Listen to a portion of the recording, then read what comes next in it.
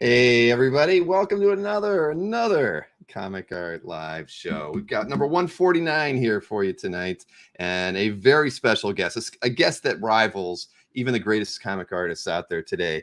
We will see that for a fact.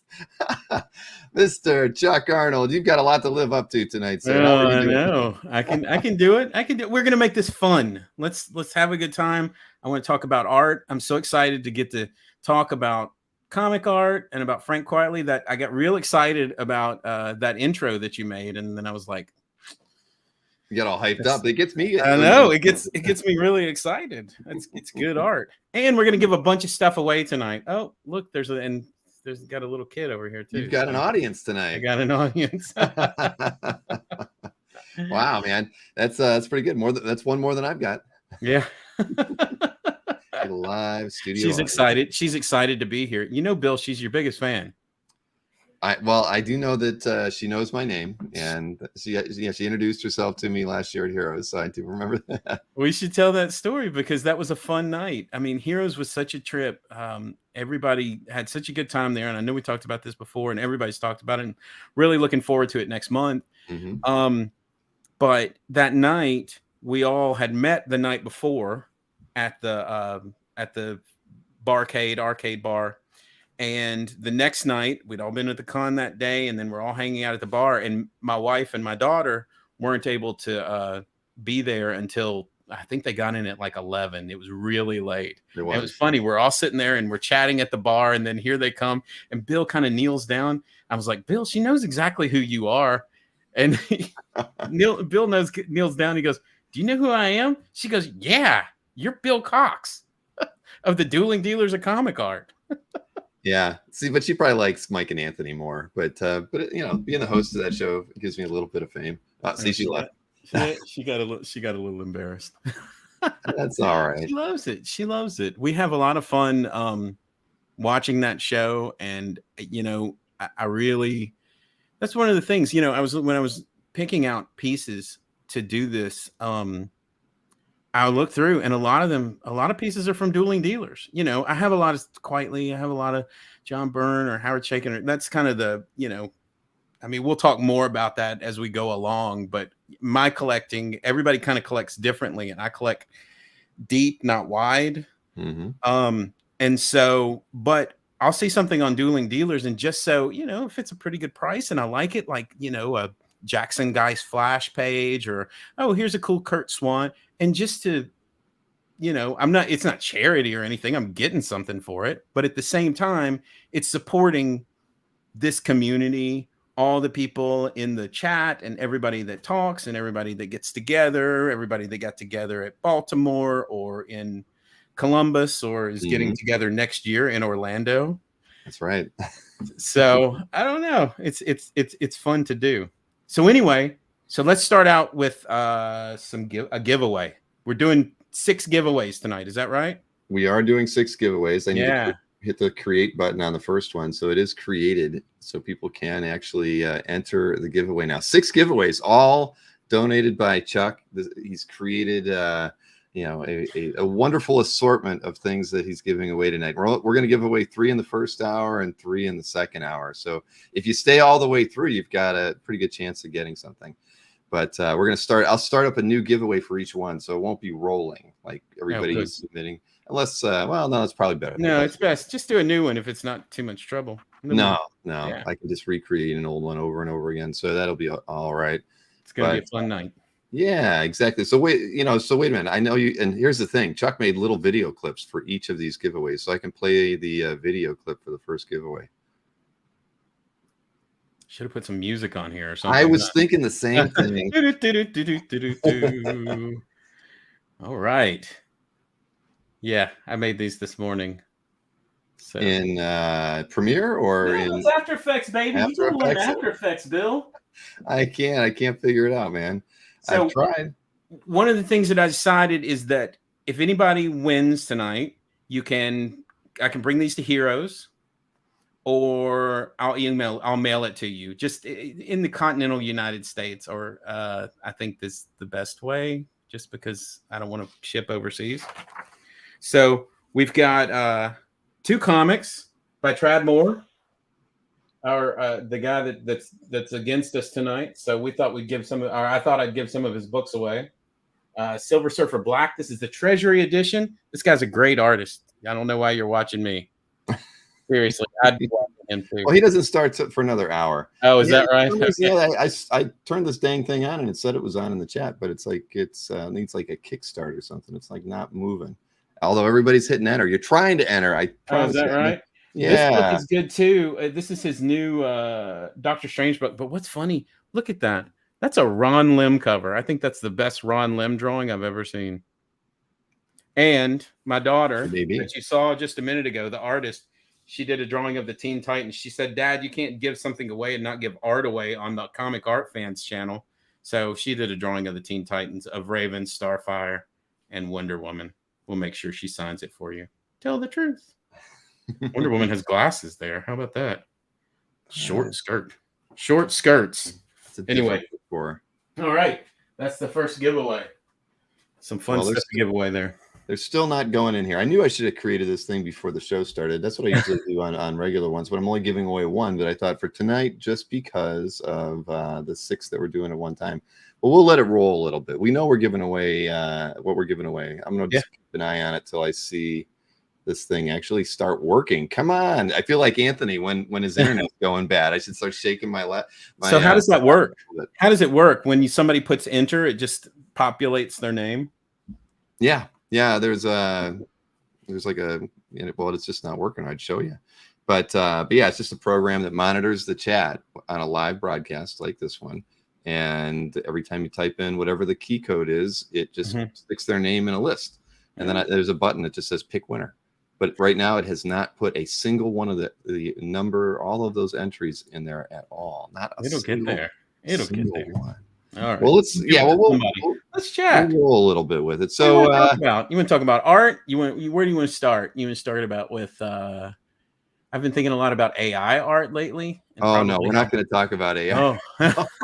I've been thinking about that a lot. No, well, yeah, but that's a topic for a non-traditional kind of conversation, and that's not one we want to have here tonight. I'm ready to talk. Chat about anything. We got to talk about you. That's why you're here. I mean, you're the star tonight. So, tell me a bit about yourself. Lifetime comics fan, lifetime art fan. What makes Chuck Arnold tick in this hobby? I mean, there's pictures of me. The first comic that I ever had, my first comics memory. Let's just start at the beginning. I was probably about 3 years old, and I was in our bonus room. We lived in Shelbyville, Tennessee. I live in Nashville, Tennessee now. But we lived in Shelbyville, Tennessee, which is just south of here. And I remember being in that bonus room, and it was an issue of The Invaders. And since then, it's one of the Frank Robbins issues. So it was from around 1976. I've actually found it pretty recently. Not the one that I had before, but the same issue. And Captain America is getting hit in the face by water on the first page. And I didn't like the big white A on his forehead. And so I would take a pen, a Bic pen. I took a Bic pen and filled it in blue. But I specifically remember doing that. I remember I was a big fan of Super Friends. I had for some reason, my mom let me hang it in the den of the house. But there's a Super Friends poster in pictures of me when I'm a little kid. And, the Wendy and Marvin Super Friends with the dog. You remember Super Friends back? I watched it only a few times. Oh my gosh, I loved it so much. I'm kicking this giveaway while you're talking. Yeah. No, I'll just keep going. I'm good at that. So there's pictures of me from 3-4 years old. My first Halloween, I dressed up as Spider-Man in a homemade Spider-Man outfit. I loved all of those shows as a kid. I loved the Hulk, and then Superman the movie came out, and I would wear underoos over my clothes and tie a red towel around my neck to be super. I mean, all the stuff that you'd see like in some corny movie, like that was me. And I loved the art, and I always loved drawing it. I still like drawing. And so I'm a comics fan from way back. I think that in that time, Star Wars and Superman came out. Mhm. And so both of those movies had just a profound effect on my entire life. I mean, you can see from this room how much I love Superman. And then there's Star Wars, which is the other, probably one of the most influential things on my life. Just from filmmaking and the characters and the adventure. And I mean, it's kind of that era, And so then I started collecting Star Wars comics in that time, and that's probably the late 80s. Oh, real quick, everybody. This is the artist for the drawing. So if you want to come say hi real quick, Abby, just say hello. Hi. All right, you're good. Hey, Abby. Hi. Nice to see you again. Good to see you, kiddo. Anyhow, and so between those things, I would always draw. And then probably, I guess it's in the early 80s to mid 80s is when the Marvel Universe books came out. The ones that the official handbook of the Marvel Universe that had all the pictures, and it had all of the powers and where they first appeared and everything, And so that to me like blew my mind, because I didn't really know Marvel Comics, And so when those came out and I started seeing all those, and it would say, oh, Colossus's first appearance is Giant Size X-Men #1. And I'm like, what's Giant Size X-Men #1? You want to know what all these things are. I bought a Giant Size X-Men #1 from Great Escape that was right down the street for $8. Mm-hmm. That would have been like 1986. Anyhow, so that kind of inspired, and I remember I would take and I would draw all of the characters from the Marvel Universe, and the teachers would let me go into the library and sit, and I'd draw the characters, and they'd put them up on the walls. And so, it's pretty. It was very encouraging. I wasn't good at sports. I didn't like football, or I just wasn't good at any of those things. I was kind of uncoordinated, couldn't ride a bike for years. And but comics, man, then reading and going into those worlds, and then once I discovered Marvel Comics, I remember this guy Paul Hoffman in the 5th grade. He brings me issue 149 of the X-Men, which is a weird issue to start with, because it's like this guy Garrick. I don't know if you remember Garrick, but early on, Garrick, I think he was from the Byrne issues, and then they bring him back for like one issue or something like that.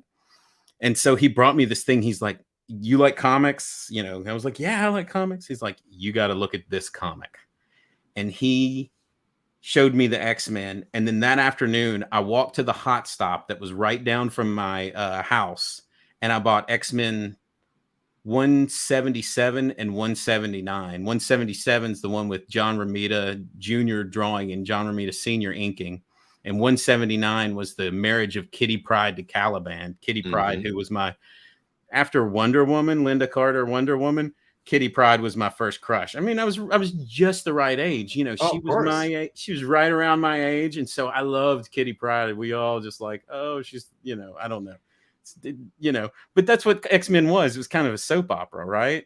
Mm-hmm. So my sister was watching. Hey kiddo, what's up? You want to come say hi again? Okay, all right. I have an audience here. That's good, and I can let everybody know the giveaway is actually working now. It's finally being populated. So I'd say even if you did it before, do it again, just to be sure. Sorry to interrupt. No, it's all right. It's all right. And so at that point, that's when I became a big X-Men fan, and X-Men was kind of the book for me. I loved the X-Men so much. I drew some pictures of Cyclops and Wolverine, and probably just the two of them, and put them on my my cake for my birthday. Like and it was so funny. I had them of course, I did these like intricate drawings of the characters, and then was like, Mom, have this on my cake for my birthday party. And they did do the X-Men, right? I was going to say, you said Cyclops and Wolverine. You didn't say Superman and Wolverine. No, it was at that point, it was all X-Men, and really, I should say that in that I was also already kind of looking at the artists. And so, I knew John Byrne was was the one. Like he was the guy, he was the man. And so Superman re-entered my life a few years later when John Byrne went to DC and started doing Superman. So that's where, I always kind of liked Superman, but the Superman comics were kind of boring at the time, especially for a 12, 13-year-old. Like they just weren't all that interesting. And then George Perez and Kurt Swan and Alan Moore did those 2 issues right before Byrne came, about Whatever Happened to Man of Tomorrow, or whatever that story was called. And that just was mind-blowing. I hadn't read Superman in a long time, and then John Byrne takes over Superman, and it just like, I may as well have. I drew those issues and pictures from those issues just over and over and over again. I loved those so much. You see, that's the one Superman there, the John Byrne that's up there. It's like he's he's in the pantheon for me. So, but yeah, X-Men at the time, X-Men was kind of was a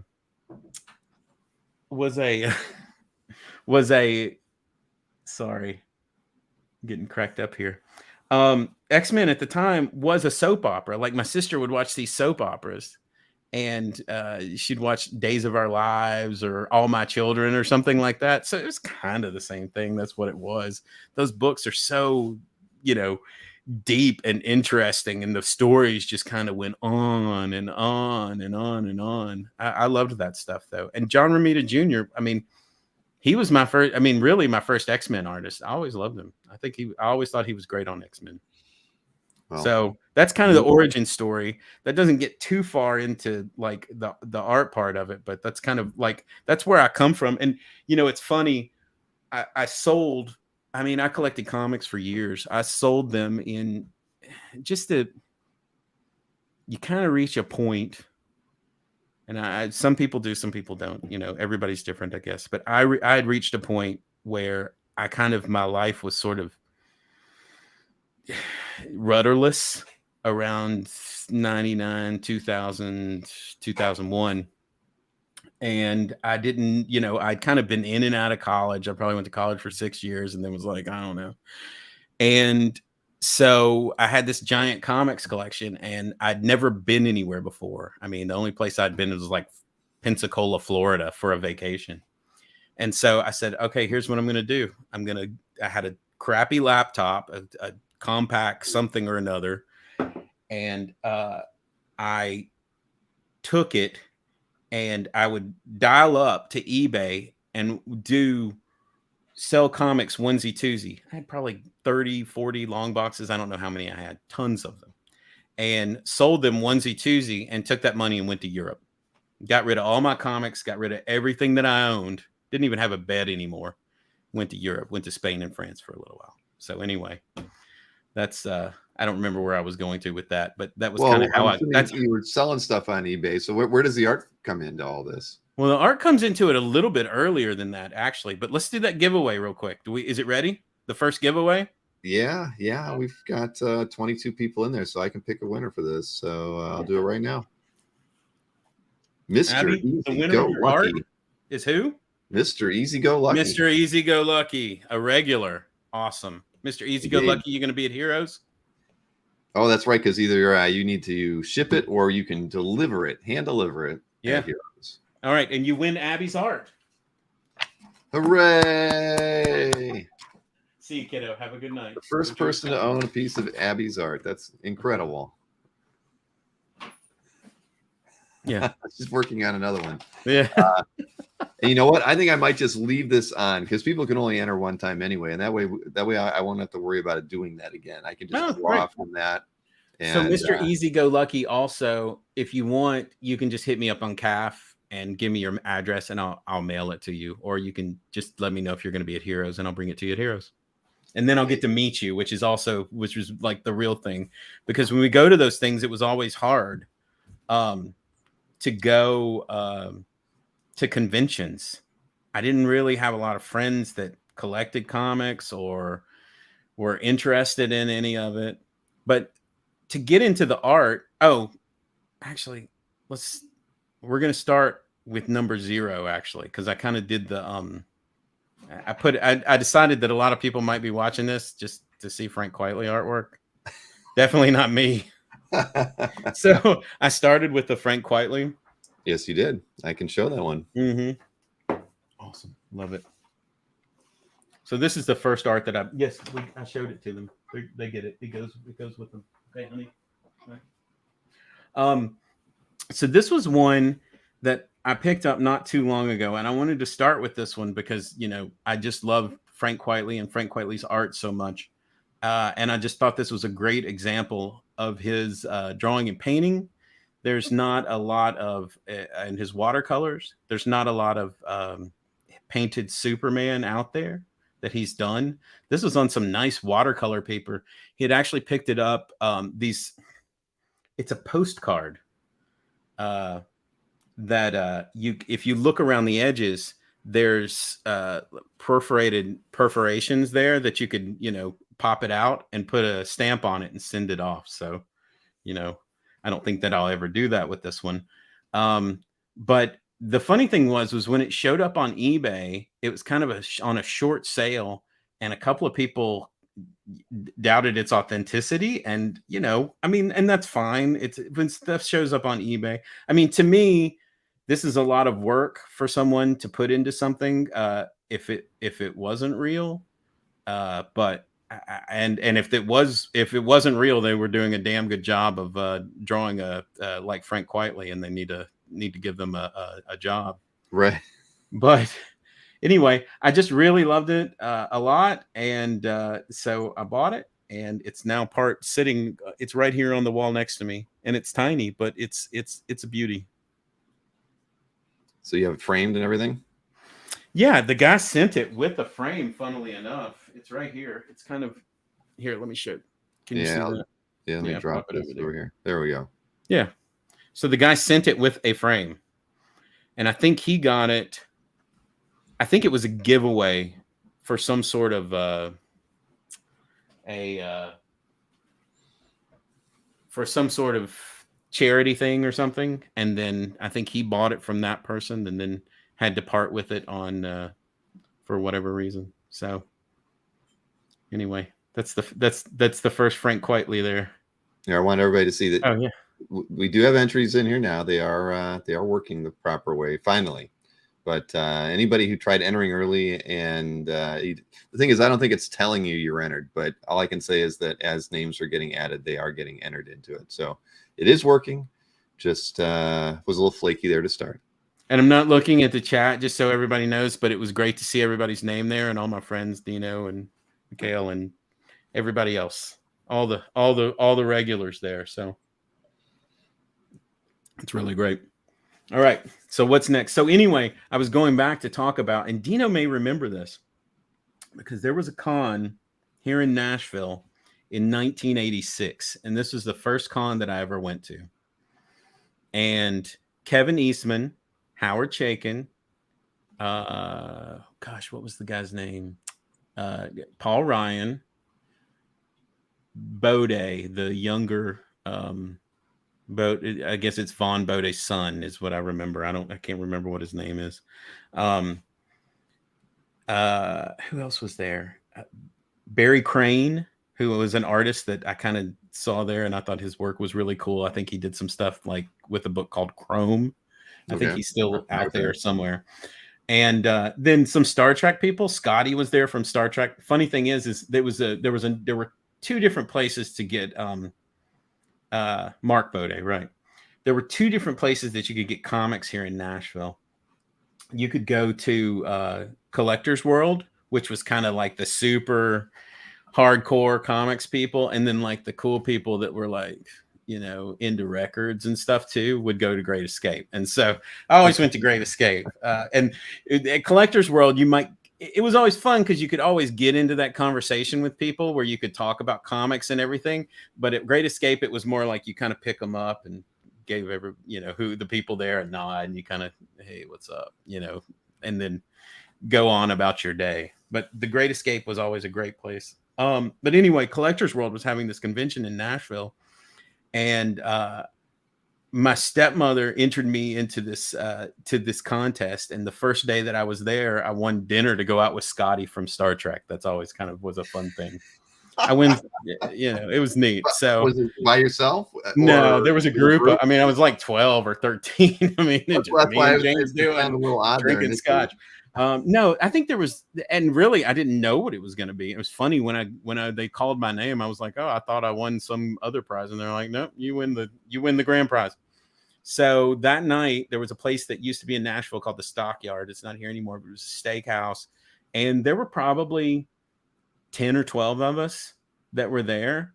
And he regaled us with stories. And I remember he ordered a apple pie with a slice of cheese, and he wanted the cheese on the side. And they brought, Dino, and they brought the cheese melted on top, and he thought that was so odd. But he was a really friendly and interesting guy, and it was a real trip to be able to do that. But that same weekend, Kevin Eastman. And I think Kevin Eastman didn't get there maybe until Saturday, because Teenage Mutant Ninja Turtles was huge then. And this was before it was, a cartoon. This was when it was just like, black and white book. And it was like, it was just so cool and different and fun, and was kind of what a great name. Teenage Mutant Ninja Turtles was just, it was all the rage. And so him being there was kind of a big deal. But that was the first time I ever met Howard Chaykin. And I didn't really meet him because, I was a little kid, and here I am, and Howard's sitting there and holding court and telling all these stories. But he had original art in front of him. He had all of these original pages from The Shadow, because he had just done The Shadow then. And so, I was kind of flipping through the pages, and they were all doing sketches. And so there, and from all of that, if we go to the first number one of the things that I brought, it was a drawing from Kevin Eastman. And I kept this thing for years. You can see up in the corner where I would pin it on the wall, or I still have it. This is the first sketch that I got, and it was from Kevin Eastman. And it even says, if you move the enter thing, you can see the little note that Kevin Eastman wrote to me. And it says, "For Chuck, thanks for waiting all day for this sketch." And I've kept that for, what is this, 37 years now. Wow. And, but I just stood there. Behind him and watched him draw all day. And it was just so cool to see somebody doing that. And if you go to the next one, the second one that I have in there, I also got from that. And that's from Paul Ryan. And that was Friction from the DP7. So the new universe was big right then, and Paul Ryan was doing it. And I was like, oh, she's got cool powers. But really, I just thought she was hot. Like, here I am, this 13-year-old boy. Yeah, like any 12 or 13-year-old boy. And she's in her disco outfit, or her 80s jazzercise outfit there, holding up the thing. But, that was one of the good things. You think that's funny, yeah? That was one of the good things about going to shows then. And it's not that it has to be all for kids, even though, characters dressed up, whatever, and that's kind of for kids. But the thing is, and it can be for adults too, it's for everybody. And that's one of the things that I really, truly think and believe, is that comics are for everybody. You can have comics from, that are about superheroes and are about morality tales, that are, murder comics. You can have right-wing crazy comics, and that can be their area of comics, and they can have it for them. And that's fine too. Whatever you're into, there's a comic for it. And that's the cool thing that's about comics. It's a very inclusive medium, It's not a genre. It's a medium. You can do anything that you want to with it. And also it's for, maybe I was a lazy reader and I just wanted to read words and pictures too. So that kind of had something to do with it as well. But it was impressive, if you could read a couple, like a dozen or 2 dozen comics a month. Yeah. And then you just start reading and reading. It becomes obsessive, doesn't it? Mm-hmm. And I don't know, maybe that's a collector's gene. I don't know. One of the things I was going to say about my comics collection is that getting rid of that comics collection years and years ago I mean, all I've done in this room, and you can look over here. Now I have the same comics collection again. It's just I traded it in for books. It's all the same. It's, it's nice, fancy versions of the same comics that I used to have. So Right. You don't have the 40 long boxes anymore. I don't have the 40 long boxes anymore, but I got some beautiful artist editions back there.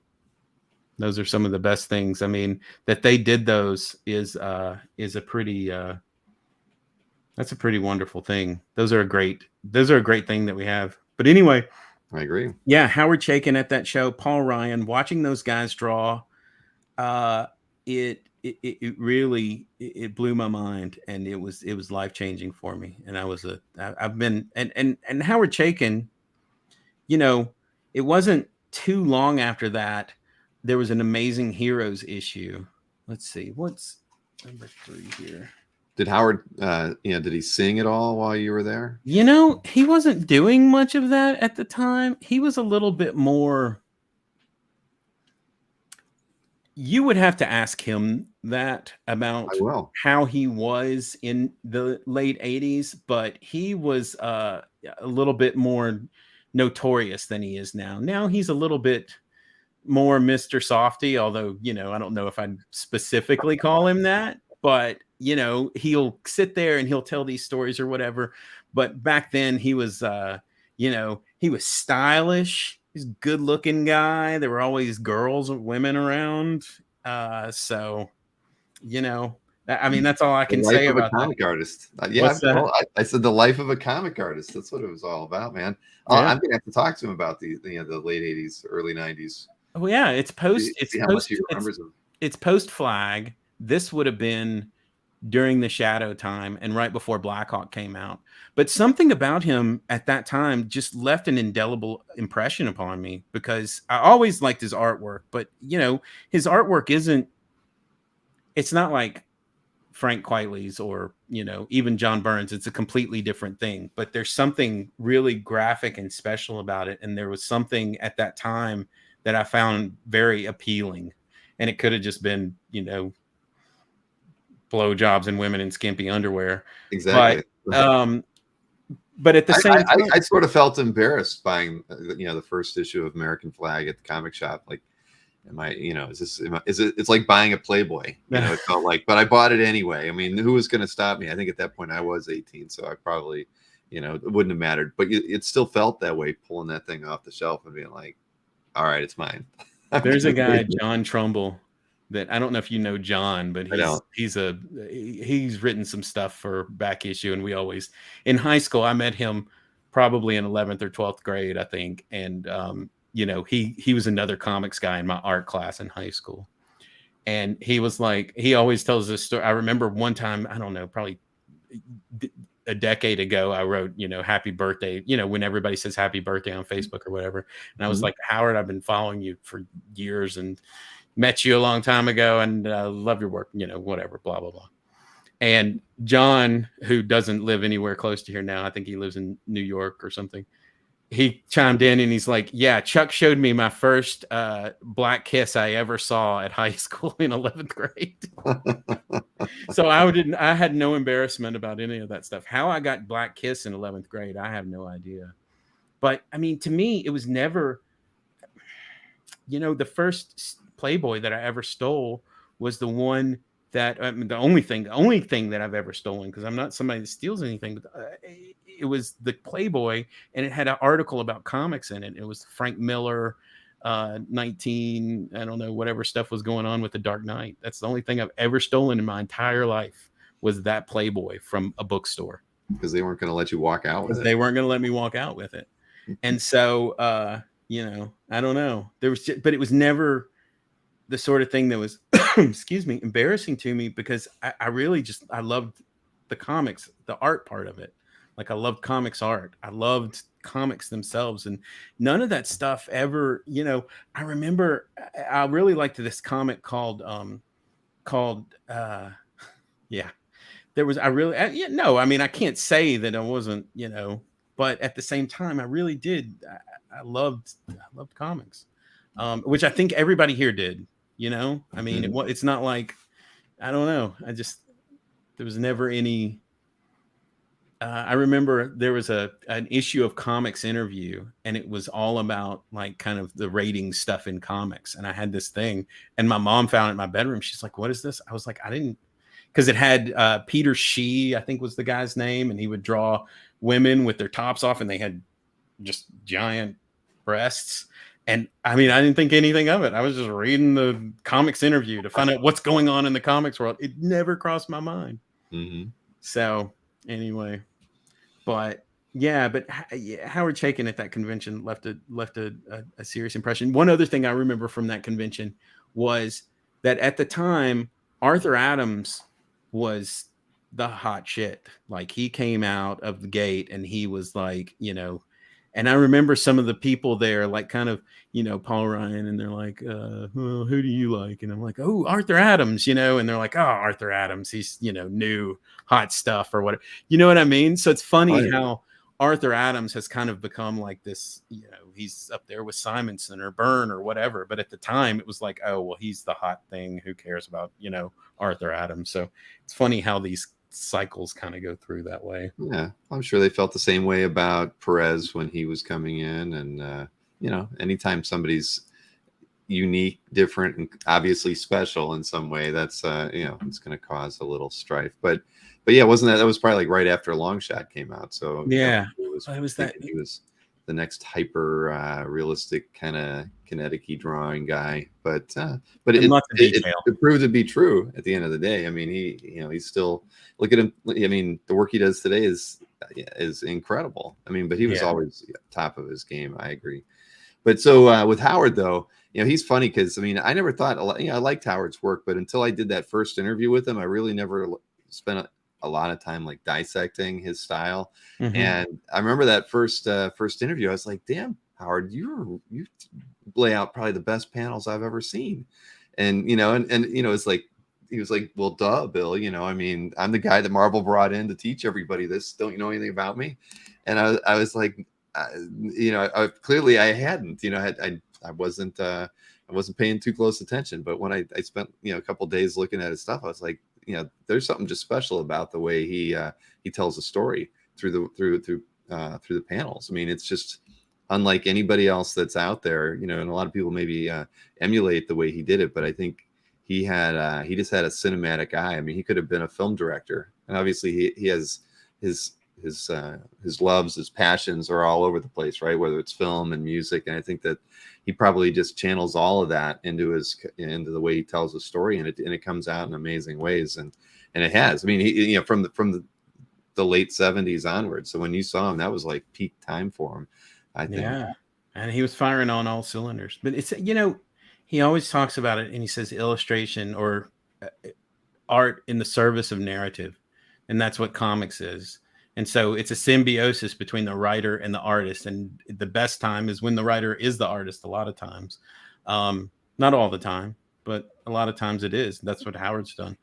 And it's this art that we collect, and it's production art. I mean, it is art in the sense that it's something that we can cherish or hang on the wall, I guess, if that's how you define art. But it's all in service of telling the stories. That's what I was going to get into with the AI stuff, because that's what all it is. But even not getting into that, but also people using every tool in the toolbox, because ultimately the idea is that it's about telling the story. It's about however that they do it. I wasn't trying to derail your. No. It's not it's just something I've been thinking about lately, because really I think these corporate comics are probably going to completely go that way. But I'll digress there. That's a bigger topic. Maybe that's something we can discuss at Heroes. Exactly, over a drink, and then we could have we can rekindle the collector conversations and have one whole episode devoted just to that. But hey, you know what? It's probably time for another giveaway. Let's do another giveaway. Let's show everybody what can they win with giveaway 2. Giveaway 2. Again, my mistake. I should have put music on these. Yeah. We've got Daniel Warren Johnson is an amazing artist, and this Old Man Skywalker was given to me. I wanted it on Felix's thing, and I thought I would just share it because it's just, you know, I got so much stuff in here, it's taking up room. And then along with it, you get another drawing of Abby. This is her. She's got her cute shoes on, and she's smiling, and she says, "Super me." And I think she's holding, what is this? It's a potato. Oh, and she's holding a potato. She's cooking a potato with her hand. It's amazing. So she can cook you a potato with her hand. Anyway, so that's our second giveaway. Old Man Skywalker. It's very great. It's very cool. Very cool book. All right. Well, I'm going to go ahead and click the pick winner here, and let's see what we get. Ian Saint. Ian Saint is the lucky giveaway winner for the second prize of the evening. Congratulations, Ian. The ash can and another piece of art by Abby. Hey. Have you seen this book? I put this up here just so I wouldn't forget about it. Which one? Right there. It's called Meet Me at San Diego. I've been reading it. It is the most fascinating thing. You should check this out. I think it's from Fantagraphics. I'm about a third of the way into it. And it's just the oral history of the telling of the creation of San Diego Comic-Con and what was going on in Southern California at the time and all of the people involved. And they're all chatting and talking and talking about how they all got together and how they would go to Jack Kirby's house and how they met Harlan Ellison and how they, you know, were all into, you know, it was really right place, right time. And if anybody is interested in fandom and comics and sci-fi and all of this stuff, it is worth reading. It's really interesting. I've never been to San Diego. I've been to the city, but I've never been to San Diego Comic-Con. You know, I didn't start going to conventions again until kind of just a few years ago. You know, I never lost interest in comics, and I've never stopped reading comics. I mean, even, you know, I stopped reading like the X-Men probably, you know, sometime after Jim Lee left, and you know, my tastes have changed, but my love for comics and the comics medium has never changed. I mean, I don't read a lot. Every once in a while, somebody will do. There was a really good book recently that Mike Allred. You just talked to Mike Allred, that's right. That Mike Allred did with Mark Russell as writing, and it was called Superman Space Age, and it's kind of, you know, another. Hey, can you hold on just a second? I'm sorry. Hey, Yeah, I'm sorry. Hey, come on, Mom's waiting for you. All right, sorry. We've got somebody down here doing. My daughter is doing art, and it's time for her to go to bed. well, it is getting late, 9:45. It is getting late. Anyhow, so what was I just talking about? Meet Me in San Diego. San Diego, yeah, and you've never been. Yeah, no, I've never been, and I didn't. You know, I'll still read. Okay, thank you, Abby. She wrote us a story.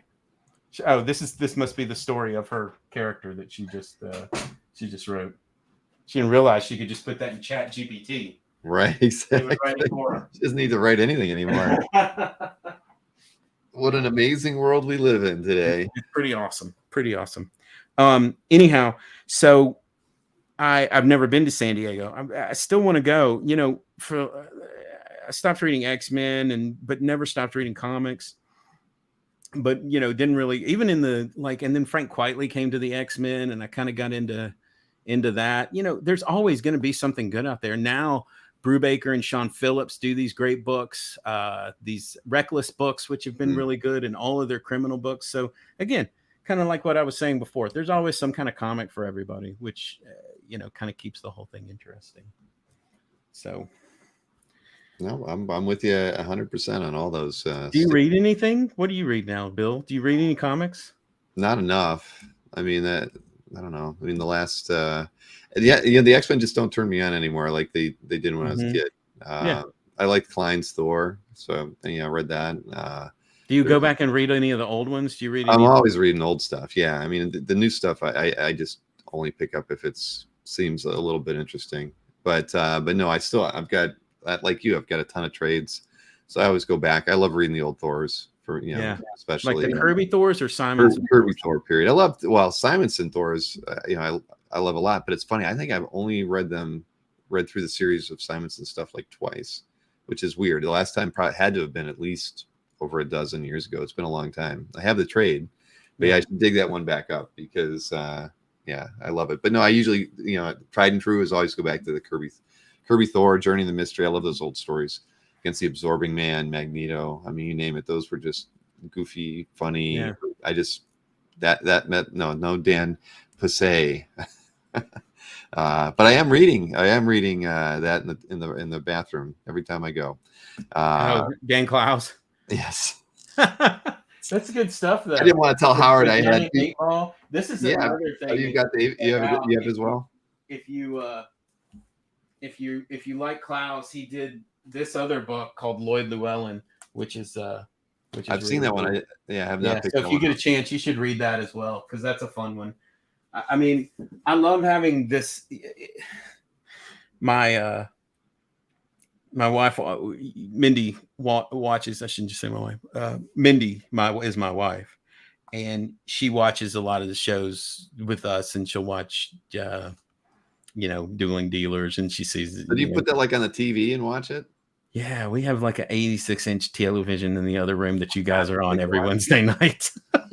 You've got to like set a camera behind you guys and just take a photo. I'll take a picture. Yeah, no, it's giant. It's we love it. We love watching it. I mean, Abby's kind of lost interest just a little bit these days. She's like, I'm kind of over that. But Mindy and I will sit there. I'll have an iPad in front of me and I'll, kind of type in the chat, or if I'm going to buy something. It's an interesting show. Those guys have changed their prices. Anthony's pretty good with it. Mike has slowly kind of eked his prices up where I don't feel like there's as many good deals as he had in kind of those early ones. But still, you can throw something out there. I'm never afraid to lowball them because I know they would never be afraid to lowball me. So right, exactly. So I completely agree. I think early on it was still Mike didn't catch on early, right? How the market was changing so quickly. I always felt like, I think Anthony always sort of had his finger on the pulse, but he was always he's always in need of he fast turnaround. So so there were two different dynamics working there. But yeah, Mike was slow to catch on to the way the market changed in those first 12 to 16 months. I felt, but it was good for everybody. That's why he won a lot. And then you saw that. I mean, if you looked at the first 16 months, Mike probably won 75% of those matches, or 70%. If you switch it around, Anthony's won 60%. So it really kind of leveled it out where, I think Mike caught on. He raised his prices and he wouldn't lower them as much anymore. And Anthony just kind of stuck to his game. But Anthony thrives when the cons came back, because Anthony is the king of, he goes to shows, he buys a bin full of art wherever he goes. So he always had new stuff. And as soon as cons started again, that's when Anthony started beating up on Mike. But I can tell you we're a little bit behind on doing new memes and things. That's for sure. It takes a lot of effort to do all that work when we were going through it. I don't know how we kind of kept up the pace that we did, but it's not for lack of interest now. It's just I've got so many other things going on. The kids are back in school. Maureen's doing a lot more programming, and so we just don't have the time. But we know like what our next 3 theme shows are going to be. It's like we kind of have them already sketched out. It's just a matter of writing the scripts. And I pitched Anthony on a thing he could do his own show, like of skits. Like he and Sharon did a few times. Like remember the Austin Powers thing? Yes. Like I've got a great one for you, Anthony. You could do this one in like an hour. You could give me like 12 memes. Just do this one thing for me. And he didn't reply. I texted him. So either he hated it or he wants to make it his own. But but we try. It's tough. I mean, we're over 100 episodes into that. It's hard to be creative all the time with it. Well, that was one of the things I was going to say about the conventions before. When I went to those conventions, and listen, things are going to change, and I'm not lamenting how things have changed at conventions or anything, but at the same time, there was something about going to those cons. It's 25. I mean, I didn't have any money. I've never had any money. I got a little bit of money now. If whatever I get, I spend on art. But again, that's what I was going to say earlier. Mindy says, "How much is enough? When's it enough? When's it enough?" I'm like, "Is this enough? Oh, you got these pages? somebody offers you these Frank Quitely pages, you get them. Is that enough? Is that going to do it? Like, maybe. I don't know. Anyway, it's something we should all talk about. Maybe we all need to get in a circle. We all need to get in a circle and say, okay, what's enough? It is a tricky question. I actually went I talked to Maureen the other day because I was reorganizing some stuff in my portfolios, and I was like, I think I almost have too much artwork now, and that never hit me before. It was like when I was finding a couple pieces I forgot I had. When you kind of get to that point, I think that's where maybe you should, maybe rethink things, or maybe you need to let go of a few things and go after things that are might be more important. I don't know. But when you find stuff that you forgot you had, that means you're not looking at your collection enough, right, to appreciate it. At least that's how I felt when I was like, shoot, I don't even remember getting that, 6 months ago. I forgot, and yeah.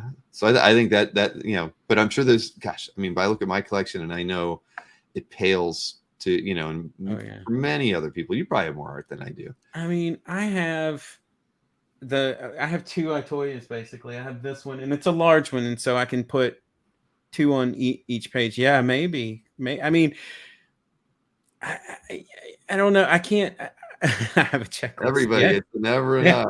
It's never enough. It's true. I mean, it's true. Like, but that's why what I was saying earlier is that I'm going deep, not wide, and I'm trying to be, somewhat smart with my purchases. I try not to go overboard. It's one of those things. And I know a lot of people don't like to talk about the money part of it, but I don't, I'm my entire life, I mean, I do okay, but I don't have a lot of money. And so I can't justify spending over, something I'm going to spend over $500 on and say, oh, I'm not going to be able to get $500 back out of it. That's why I don't purchase very many commissions, because they've gotten so expensive. And that was one of the things I was going to say about the conventions, because when I went to those conventions, I mean, those two drawings, they were probably $20 a piece, $25, whatever. You know what I mean? They were just it was something that a kid could go and you could love comics and be like, oh, here's a $25 thing. Or, it's a little bit different now. Like everything's $200-$300. And I'm not so old that $20 is $300. So it's a tough thing. At the same time, once eBay and all of these other things kind of popped up, even somebody going, okay, I'm just going to sell these headshots for $40 a piece. Those headshots still show up on eBay no matter what for $125. And as early as you get to the convention, there's always a dozen people in line in front of you. And I mean, look, we've seen them on Dueling Dealers, like Walt Simonson's free head sketches for, whatever, Mike thinks that they're worth, or whoever thinks that they're worth, So I don't hate on it, but I do lament it a little bit, because it kind of it makes it sort of an exclusive thing, and it shouldn't be exclusive. It should be more inclusive, but that's just the nature of things. That's the nature of cons and everything anymore, right? If you go to Baltimore, how long was Walt Simonson's line? He always had like 150, 200 people on the line. Chris Claremont, same thing. Yeah. So it just puts their stuff in such high demand. You can't get, you're very lucky if you get a free sketch when you go in his line, even though, really that's what he's trying to do there for everybody, sign some stuff or give them a sketch, but just doesn't work anymore. There's too many fans, but that's why even. What do you think changed it? What do you think? Was it eBay? Was it like what made I mean, there's always been some kind of contingency of like the dealer hustler kind of type in collectibles, whether it's baseball cards, comic books, whatever, there's always that type that exists. But something happened like, in this kind of modern era where, like, I mean, everybody prices just went through the roof on everything. What do you think happened? No, it was probably eBay, just people realizing that they could, any auction platform, you look at what we did with Linsner's art on Saturday, right? We had those, I don't know if you saw that. We had 3 interior pages that he was offering from Harley Quinn, and we didn't know the market on it. I mean, it just doesn't sell them. I was thinking that the pages should sell for like, $850, $900, right? Maybe $1,000. Yeah. And one went for 2,000, one went for 1950, and and the other one went for 1250. Wow. Just the moment you get people who are feverish or hungry for something from somebody that they can't usually get, it drives that creates a market, and then next thing you know, bam. So I think the 70s and the 80s were we were all naive. The internet wasn't there yet. We didn't have we didn't know that we had things like Comics Interview and the Comics Journal and a few other magazines, but you didn't really know what fandom was all about, right? Maybe Wizard magazine had a hand in it, making artists into rock stars. There's any number of, but cons play a role in that too. So I would say, Wizard and eBay, those, and Image, as soon as you kind of start idolizing the creators to that point, then you want their stuff, you want their signatures, and bam, then all of a sudden it just kind of goes crazy from there, I think. But that's when it probably all started. And it sort of snowballed. Right. The Heritage Auction comes into play. I think they started in 99 or 2000, 2001, somewhere around in there. And then everything goes, everything starts going crazy from there. Comic Link had obviously been around, I think, since 96, but you and it looks like it. Yes. And there's still, yes. Okay. Hey, so is Spencer Beck, right? I mean, his site still might, if the internet was around in the 80s, that's about when his site looks like it was built. But yeah, I don't know. I think that's where it all started. But but we've always said though or I've always felt that that comic art should be worth more than comics. I mean, it still hasn't reached that point yet. But those days of interacting with the artists are definitely changed. I mean, I don't think we'll ever go back to that. And it was because of the flippers at shows. There's a couple guys that remember at hero shows and shows today that would haul around their their suitcases full of comics, and we're getting them signed and flipping them before the shows were over, right? Putting them up on eBay, and there's a couple of them still out there today. Many of them still doing it. I'm sure. And so that, but what all the artists saw this happening, and then so these people get so prices start getting raised, and because the artists are seeing that stuff. I mean, it's they're not going to want to work for free. Yeah. They just can't, or feel taken advantage of, which they excuse me, they shouldn't be. I mean, it's I don't know that there's a solution. There's not any kind of solution to it, and not really that it even needs to be solved. I mean, I guess the prices continue to go up, but no. Well, and hey, at the end of the day, as long as the money's going to the artist, I can't quibble with that, because you think about what did John Buscema have? When he how much did he? What was his best year earning? When he was going Wolverine. to show. Right. But you know what I mean, though. He toiled away years and years and years and made nothing. And now you look at what his stuff sells for today. He didn't get to enjoy, that kind of success like guys like, Jim Lee is an Extreme, or even Quietly, these days. And for sure. And it's funny you mentioned John Buscema, and they come out. The Tomorrows has all these comics, and somehow randomly I picked up the John Buscema tribute issue of Alter Ego at the comic store a couple of weeks ago. Just started reading it, and now I've gotten kind of into, like, I've never been a huge John Buscema person. Like, he was somebody that was kind of always there, and he was How to Draw Comics the Marvel Way, and the good Buscema, in my opinion, between he and Sal. But I never was really into his artwork.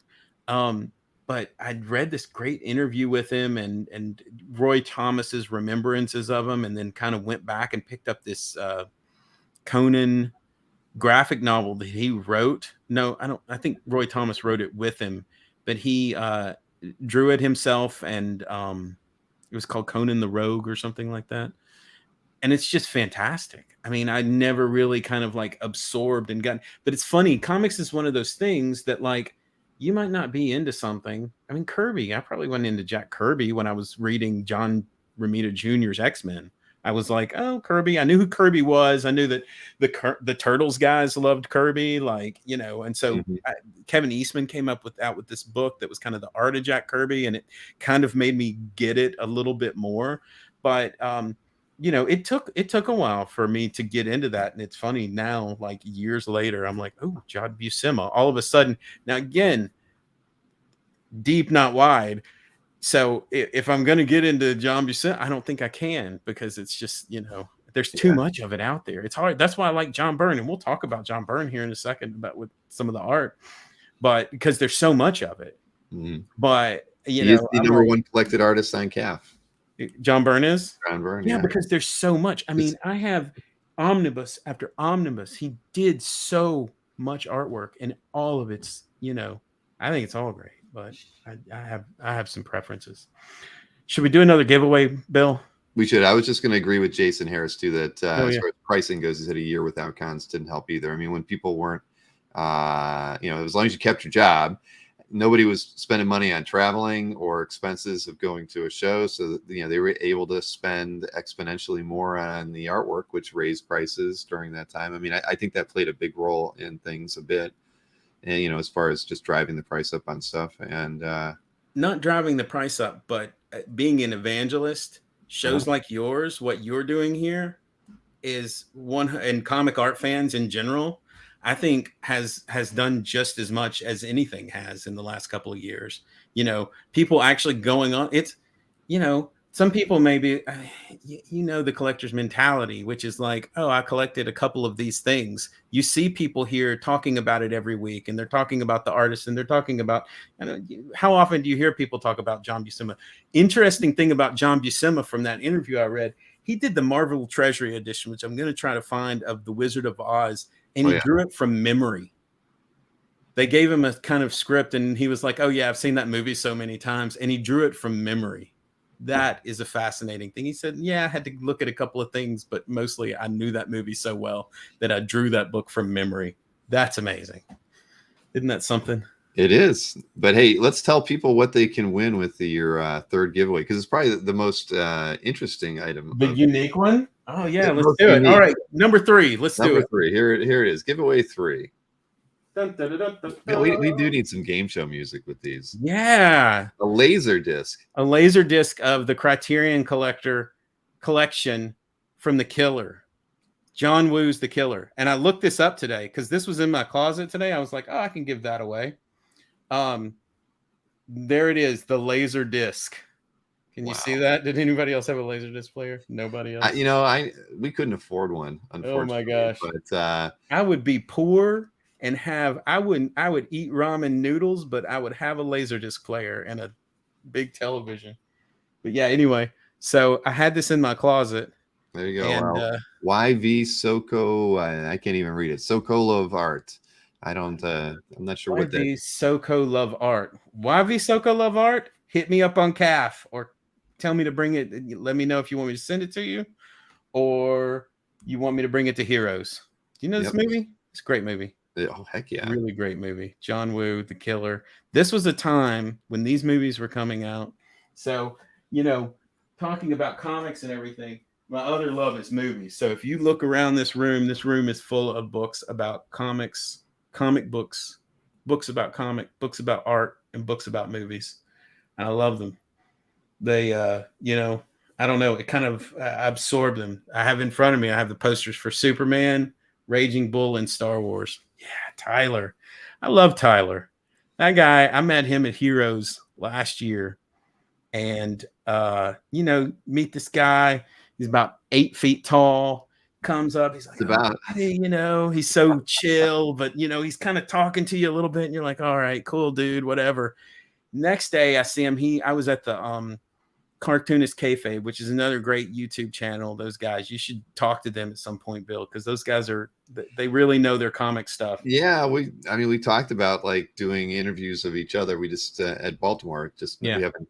Neither of us have had a chance to follow up with it, but we will. I hope. Well, we were in there. We were watching Ed Piskor and Jim Rugg talk their stuff, and Tyler I was like, hey, let me look through your portfolio there. And I flipped through it. This dude has an eye. I was like, man, you love some cool stuff. Like, he has an amazing eye.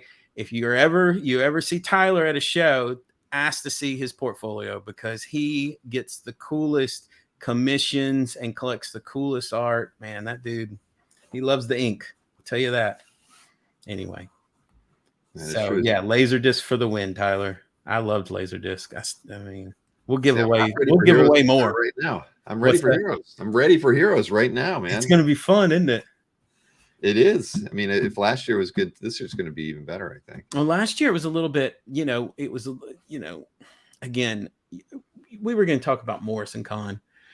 When I went to MorrissonCon, again, all of this kind of plays into this giant pastiche, and I kind of goes here and there, and wanting to be in comics and wanting to be a comics artist, and I'm not.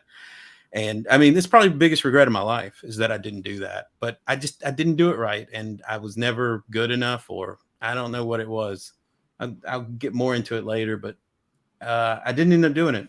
I have a creative job. I have a great job. So, I make commercials and do animation and do some really cool things, but that's probably going to be the biggest regret of my life is that I didn't do that when I was younger. Bill at MorrissonCon. Yeah, I went to MorrissonCon. The man, the Frank Quitely. Yeah, that was an interesting show. I used that as a business expense. So let's see here, and I got a picture. There you go. That's Chris Haggard on the right there. He was the co-creator of CAF along with me, and there's Grant. So yeah, that was an interesting experience to have all of those creative folk under in one place, rather accessible. What took you there? What took me there? Well, I think he was working on X-Men at that point, right? And so I was kind of digging on what he was doing, and Quitely was going to be there. I wanted to see Quitely. Mm-hmm. So I felt like, what were my opportunities going to be to actually see him at a show? Yeah, and I didn't really get a chance to talk to him that much while I was there, but that was a big part of it. I mean, Jim Lee was there, Kirkman was there. There was just a lot of. I was just curious, I mean, here's somebody trying to Jason create. Aaron was there, I think. Jason yeah. Hickman, yeah. But that's all. I mean, and again, you knew it was going to be a unique experience. It wasn't going to be a regular con experience, and so that was really what interested me, to see how somebody would approach a show like that. And I'd show you the rest of the photos, but they're all terrible. All the photos from the in the hall were just a mess, blurry. But what did you think of, like, I mean, did you think it was successful, like how they did all of that? Because I was, it kind of was like, oh, you're going to have these one-on-ones and everything. And then by the end, it was sort of like everybody kind of went off to their own things. And, I did enjoy the panels, which I would love. I don't know if those are posted online somewhere. They were always said, oh, we're going to post this stuff online. I don't know that it is.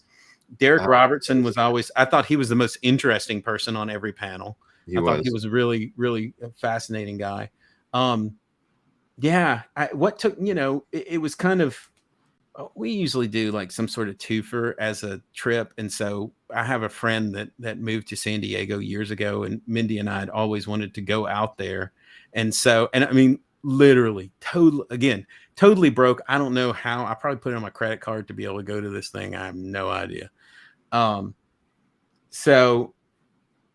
yeah, didn't buy any art there. That was for sure. Even though I remember distinctly flipping through the books of Quitely art. I was looking at the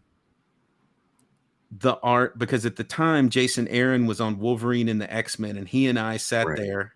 I don't know Jason Aaron, but like, everybody was just kind of wandering around there. And so he and I were looking through Quitely's X-Men art. I remember flipping through it, and he was thinking about buying a page because Quentin Quire, I think is the guy's name. And that was where he first appeared. And Jason Aaron was using him a lot in his X-Men. He's like, I'm thinking about this. And I'm like, yeah, whatever. Like, you're chatting with somebody, they're talking about buying art. I'm like, yeah, buy it all. And I wish at the time, I just didn't have any forethought at the time, but that was kind of what put the seed in my head, because then a few years later when I had work, Joe Melchior posted an All-Star Superman page. He posted 2 All-Star Superman pages and an All-Star Superman cover on CAF. I didn't know Joe at the time. I know him pretty well now, but Um, and he posted, I think at the time it was just those.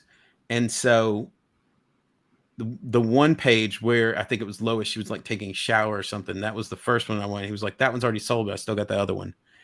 And it was funny when I emailed him, I was like, okay, I'll take it. And it was like $700 again. I don't even know where I came up with $700 at the time. I probably charged it. And, but I was like, do you have anybody that can vouch for you? And he's like, I've never had anybody ask me that before. Like, I didn't know anybody. So anyway, that was my first piece of Quietly artwork. But it was probably at MorrissonCon that it kind of got in my head. But the first night, now see, I haven't even now. I mean, Frank Quietly and I, I mean, we're acquaintances. We've talked a few times now. I'll show some pictures later. He's a great person, and if anybody that is watching this ever gets an opportunity to meet him, and you're a fan of his work, or even if you're not, he's the most affable human being and just a wonderful person, along with probably the greatest comic book artist alive. He's a great person. And so, but I've not told him this story since I've talked to him a couple of times now, and I don't know why I haven't. It's not like it's too embarrassing or something. But the first night at MorrissonCon, we were at so when you get there, there's like a meetup, and then they were doing some sort of spoken word poetry, and Grant Morrison kind of comes in and kind of does his spoken word thing, whatever, and he's down in this pit and whatever. And so then I'm just drinking, right? And I'd made a friend, like there was another, kind of when you go somewhere alone, you're like, all right, who else here is here alone? You know what I mean? Like at a comics thing. And so I was like, okay, that guy, let's see. And he was somebody from one of the guys was putting on his name was James, and he was from San Francisco, and he had a comic store. And that guy had talked this guy into coming to MorrissonCon. He was like, yeah, James is my comic store guy. I think the guy's name was James.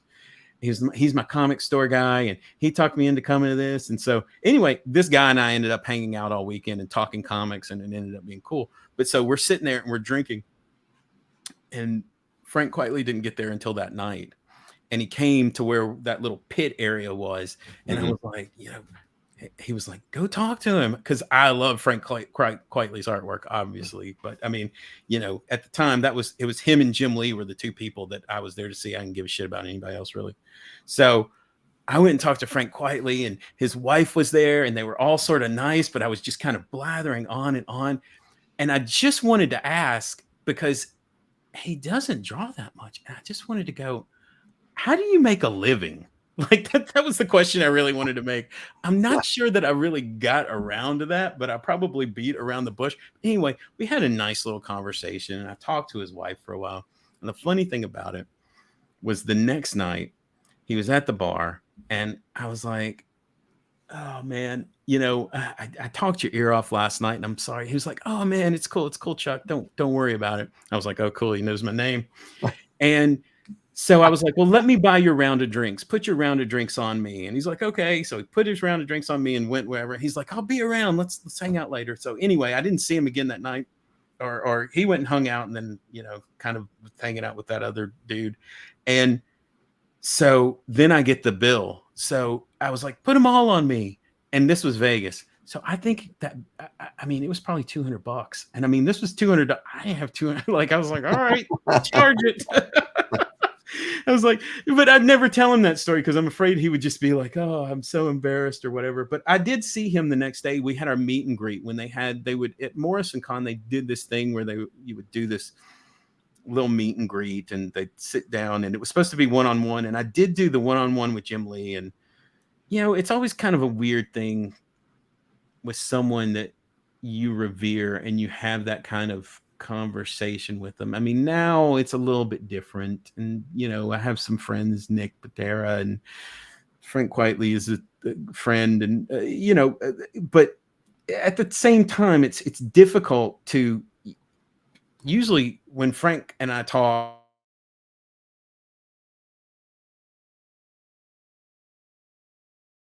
Arnold House.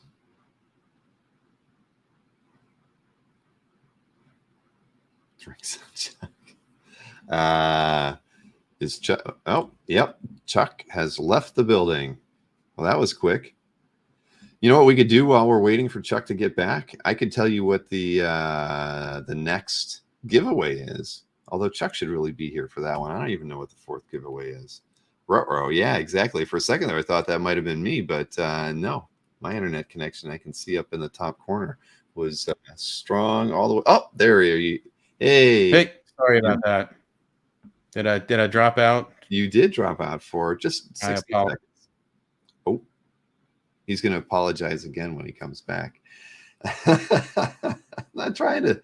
Hey, Oh, hey, let me get him again. Here we go. You're back. I hardwired the Ethernet tonight, so it wouldn't do this, and yet here we are. Sorry about that. That's okay. I was saying maybe we should do another. Did the internet give up on me? Was it like, man, that guy can talk? He is just running at the mouth. And the moment they heard, you had to spend all those monies on drinks, it was just over for you. It was like, that guy's not going to be able to afford his cable bill this month. Rich Cirillo just said that was Chuck's O face. You have to go back and watch the replay, Chuck, because you did have an O face. I just have to say, yes, exactly. You're very excited there just for a minute. Don't. Let's see. It will be forever remembered. That's fine. It's whatever. I'm not that important. Oh, but I know what your point was that, when you sit down across the table from somebody like that, it's, especially if it's the first time, it's difficult. I have a hard time interviewing anybody if I haven't talked to them before, especially if they're a creator. It's different. I was intimidated interviewing Howard the first time. I was actually scared to death. But yeah, maybe the third time too. Every time I worry what he will not let up, will he? Yeah. No, well, with me, I don't know. I'm helping him sell hard, so I think he takes it easy on me. Yeah, I've seen him in other interviews where he's just brutal. Yeah, he doesn't pull any punches with people, but yeah, I think it's just letting him. You just let him go. Just let him run. Oh no, you just throw softballs up to him, and he'll talk for 2 hours. It's perfect. I love doing it with him. But even when Adam was here on Sunday, I was nervous the whole time. I try to look casual, but even when we're done, I was like, that was a good show. It was. It was fun. I didn't think I was going to enjoy having somebody in the same room. I'm so used to, looking at the screen and carrying on a conversation like that. But we realized that we had to look at the screen because I couldn't look at the chat. So here we were sitting side by side, not looking at each other, that much. But sure. But it's still it was a lot of fun. I'd love to. It makes me realize it would probably be a lot of fun to host panels where I was like the moderator for an artist or a couple artists. I think I'd probably enjoy that because it was kind of cool. Even though again, admittedly, I was nervous, but I get where you're coming from when you're talking about sitting across from Jim. I don't know what the hell I'd say to him. Other than, I like your art. Well, I wish you were still working for Marvel. I don't know what I'd say. Well, it was funny because Jim Lee, talking about wanting to be a comic book artist, like I went about it completely the wrong way. And any kind of creative person that is younger, I would give them the exact opposite advice of what I did, because when I was 20 years old, I wasn't old enough to drink. I remember I was 20 years old. I took my 8.5 by 11 Xerox sheets. I probably had 6 or 7 of them. I had my name on it. On the front of it was a drawing of voodoo. There were sequential pages through there at various stages of finish. And I went to WonderCon in Oakland. I bought a ticket on Southwest Airlines. This has been, 1993. I bought a ticket on Southwest Airlines through the classifieds where you could, I was trying to remember when I was thinking about this the other day. I've never even heard of such a thing. How did you buy airline tickets before the internet? I don't even remember. I know I must have, but I don't remember how you did it. I guess you'd call them or something. But anyway, this guy, I was like, I found a ticket in the classifieds to Oakland, on Southwest, I think it was, to Oakland, California, or not to Oakland, but a voucher. So this guy got some kind of voucher. He's probably running some sort of scam or something like that, whatever.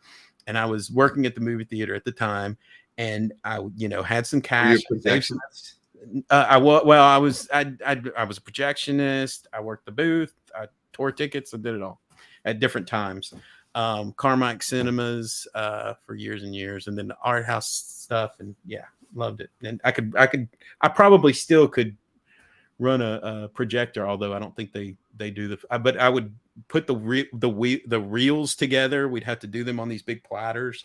I don't think they do it that way anymore. But so anyway, so I thought that, and this was kind of right in the middle of the image thing, I thought I was going to fly to California. I was going to hand these pages to Jim Lee, and he was going to be like, Chuck, I've been waiting my entire life for you. Come on. And so I did meet him there. He said, thank you. I said, well, do you need an intern? Do you need somebody to do? He's like, yeah, if you lived in San Diego. So I didn't move, but I didn't move to San Diego, and that's probably what I should have done. But and so, I remember going to that show and seeing original artwork. Showed my stuff to Mike Allred was there. I got one of those balsa wood Mad Men things, and he had just been invited to join Legend at that time. I don't remember who else was at that show. I probably showed my art to a couple other people, artists. Why the fuck didn't, excuse my language. Why the heck didn't I show it to editors or somebody that could help me or somebody that could give me advice? I was just I wanted my favorite artist to like me, probably is what it really was. And so going to that, probably the MorrissonCon, whatever that was 20 years later, to me was kind of closing that loop, because I had started to kind of do another career then. I wasn't the kid wanting to be a comics creator anymore, but at the same time, I need to have this need to close circles in my life. You know what I mean? Like, do you still have that artwork though?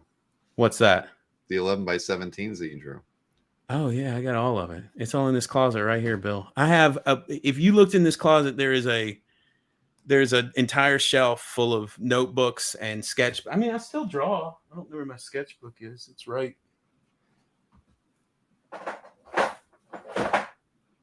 here. I mean, mostly it's just like cartoony stuff, but I still draw. Batman, Elvis, Spider-Man, whatever, all these things. I'll always draw. I mean, that's my guy, Couch Chicken. Farts and beer. Yeah. But yeah, the Hulk. I love drawing. I'll always draw. But to me, that was kind of the thing. I really wanted to, I don't know. It's some closed circle thing. It's some kind of deep, I don't know. I don't know what it is. Tyler wants to claim you Spider-Man art. You got it, Tyler. You can have it for free. And Khalil had a question. Yeah. It's not really a question. It's, I was thinking about maybe picking up a McQuitely piece. What do you think? Yeah, do it. Where are you going to find one? Wait, which one are you thinking about? Who has it? Oh yeah, that's the thing. Who's got it? What you thinking about picking up? No, I mean, yes, collecting Frank Quitely artwork. I mean, it's challenging because there's not. There must be more of it out there. I just don't know where it is. Nick Patera doesn't have all of it. I know what he's got. And I mean, it's hard because I did pick up a couple of pages recently and posted them up on CAF, but and like I said, that Superman painting, but there was one on Heritage. I think we discussed it on the comic art Thursday night thing. Mm-hmm. And I was ready to go. I mean, I went to the mattresses for that one and I didn't get it. I mean, it went high. That was crazy though. That was, and the X-Men one after that. The reason they went so high, I mean, I'm part of the reason. I assume I'm part of the reason they went so high. And I mean, the guy didn't let up. And one of the things about All-Star Superman is that it's one of those books that you know, is such a great comic. I don't even think that that it's I don't think it's even as well known now as it's going to be. I think that it's, you know, we've seen kind of the 90s stuff, like people coming up, and now this is kind of the, what is All-Star Superman, 2008, 2009, something like that. So, Right. like, I think that that stuff is really gonna, it's not going away. That's for sure. But it's one of those books that's a bit evergreen. And so I think that, you know, a lot of people will just be like, okay, I want an All-Star Superman page. You know what I mean? Like, kind of like, oh, I want a Dark Knight page. I want an All-Star Superman page. I want a Burn X-Men page. I want any of the, you know what I mean? So Yeah. I Well, think, one of the pages you have to have in your collection like that. Yeah. yeah, That's what makes a market right there. Because there's the problem is there's enough people that want that same thing. Right. yeah. So But I yeah, know he sold a I'm lot happy of with what them. I've got from And, Quietly right now. you know, there's the one issue that, you know, kind of everybody knows about that Chip Kid has. Um, but there's a lot more of it out there, but I don't think people let it go. Not very often anyway, No, I wouldn't. because it's so good. Right. I've sold a page of it. I regret every minute of it. I shouldn't Well, have remember, done it. I own the cover to X-Men 114. Oh yeah, after you did that interview with that guy, I hit him up. I was like, if you ever want to sell that, and he was like, oh yeah, I've never sold a piece of art in my life. I'm like, Mm-hmm. all That right. wasn't the only Quietly cover I owned. I owned like 4 or 5 new What X-Men. other ones did you have? Oh gosh, I had I'd have to go back and look at them all. I Mm-hmm. mean, I actually saved the scans somewhere. Yeah. It's just so I can cry over them. But that was back when Mitch was repping him, and they could be had for pretty cheap. I mean, I remember buying that 114 for like $1,500, Yeah. which was kind of a lot at that moment. And I mean, I think it was there for a couple weeks on his site before I bought it, and but yeah, I think maybe only one of the other ones I bought was ink. The other, like 3 of them were all pencil. But I had a lot of those new X-Men covers back in the day. I bought, Phil Jimenez did a cover. I just loved getting them. Yeah. Well, that was a great run, wasn't it? It It never, was a you lot of know, Frank tells this story about that it's you know, when that came out, that, you know, a lot of the old X-Men fans really, you know, weren't in, they were like, who are these Vertigo guys or whatever. But I never felt that way at all. That was one of the great things about the X-Men, is it would kind of like, it can do this sort of reinventing itself. Those characters were just so strong in that kind of like sense of family, and what the X-Men are, really held tight for a long time. You know, I think in kind of this, you know, like I said, I don't read a lot of superhero comics anymore, but also kind of in this modern era, it's changed. I thought that Hickman's thing that he did was pretty good, kind of, and then it sort of dropped off for me. I really did try reading it again, just because I always, you know, the X-Men, it's kind of like one of those first love things. You never want to let it go. But you know, one of the things is just they're trying to compete with movies, and comics aren't movies. Like, it just kind of seems like they're constantly trying to compete and make things bigger. And one of the things I always liked about the X-Men was that it was kind of small. They do their backyard baseball games, or they, you know, end up living in Australia for a little while. And then on top of that, all of the great artists that were on it. So you had Rick Leonardi and Alan Davis and Mark Silvestri and Jim Lee and Barry Windsor Smith. I mean, Barry Windsor Smith would come in every once in a while and just blow your socks off with something, right? Because he was such a great artist. He's probably, you know, there's some artists like Ben and like Bernie Wrightson or Barry Windsor Smith, that comics just, they don't deserve. We don't deserve these great artists. They're not only great storytellers, but they're also great illustrators, and they have an ability to fuse those two things into one. And regardless if it's you know, Wolverine or Joe Schmo, you're gonna love everything about it. I mean, there's a Barry Windsor Smith Thing story that is mind-blowing. There's one that's not even been published. There was one that was a Marvel fanfare, which I think is fantastic. And then there's another one that's out there that's never even been published, that was just on Facebook or something like that. And I've got the pages. I mean, it's just the most remarkable stuff. And I understand that I don't know him personally, that he's a little bit difficult, but I mean, I've gone back and even picked up Rune. I saw a couple of issues of Rune that he did like the first 6 or 7 of Mount. That's another thing I want to say when I'm in a public forum. Stop trying to make Valiant happen, because Valiant, I mean, you go through these comic boxes and like there's so much Valiant and it's like junk. But Barry Windsor Smith, anything Barry Windsor Smith did on any of that stuff was just mind-blowing. So it's like you don't deserve to have this guy doing Solar the Man or the Atom covers or whatever. So good. He's such a great artist.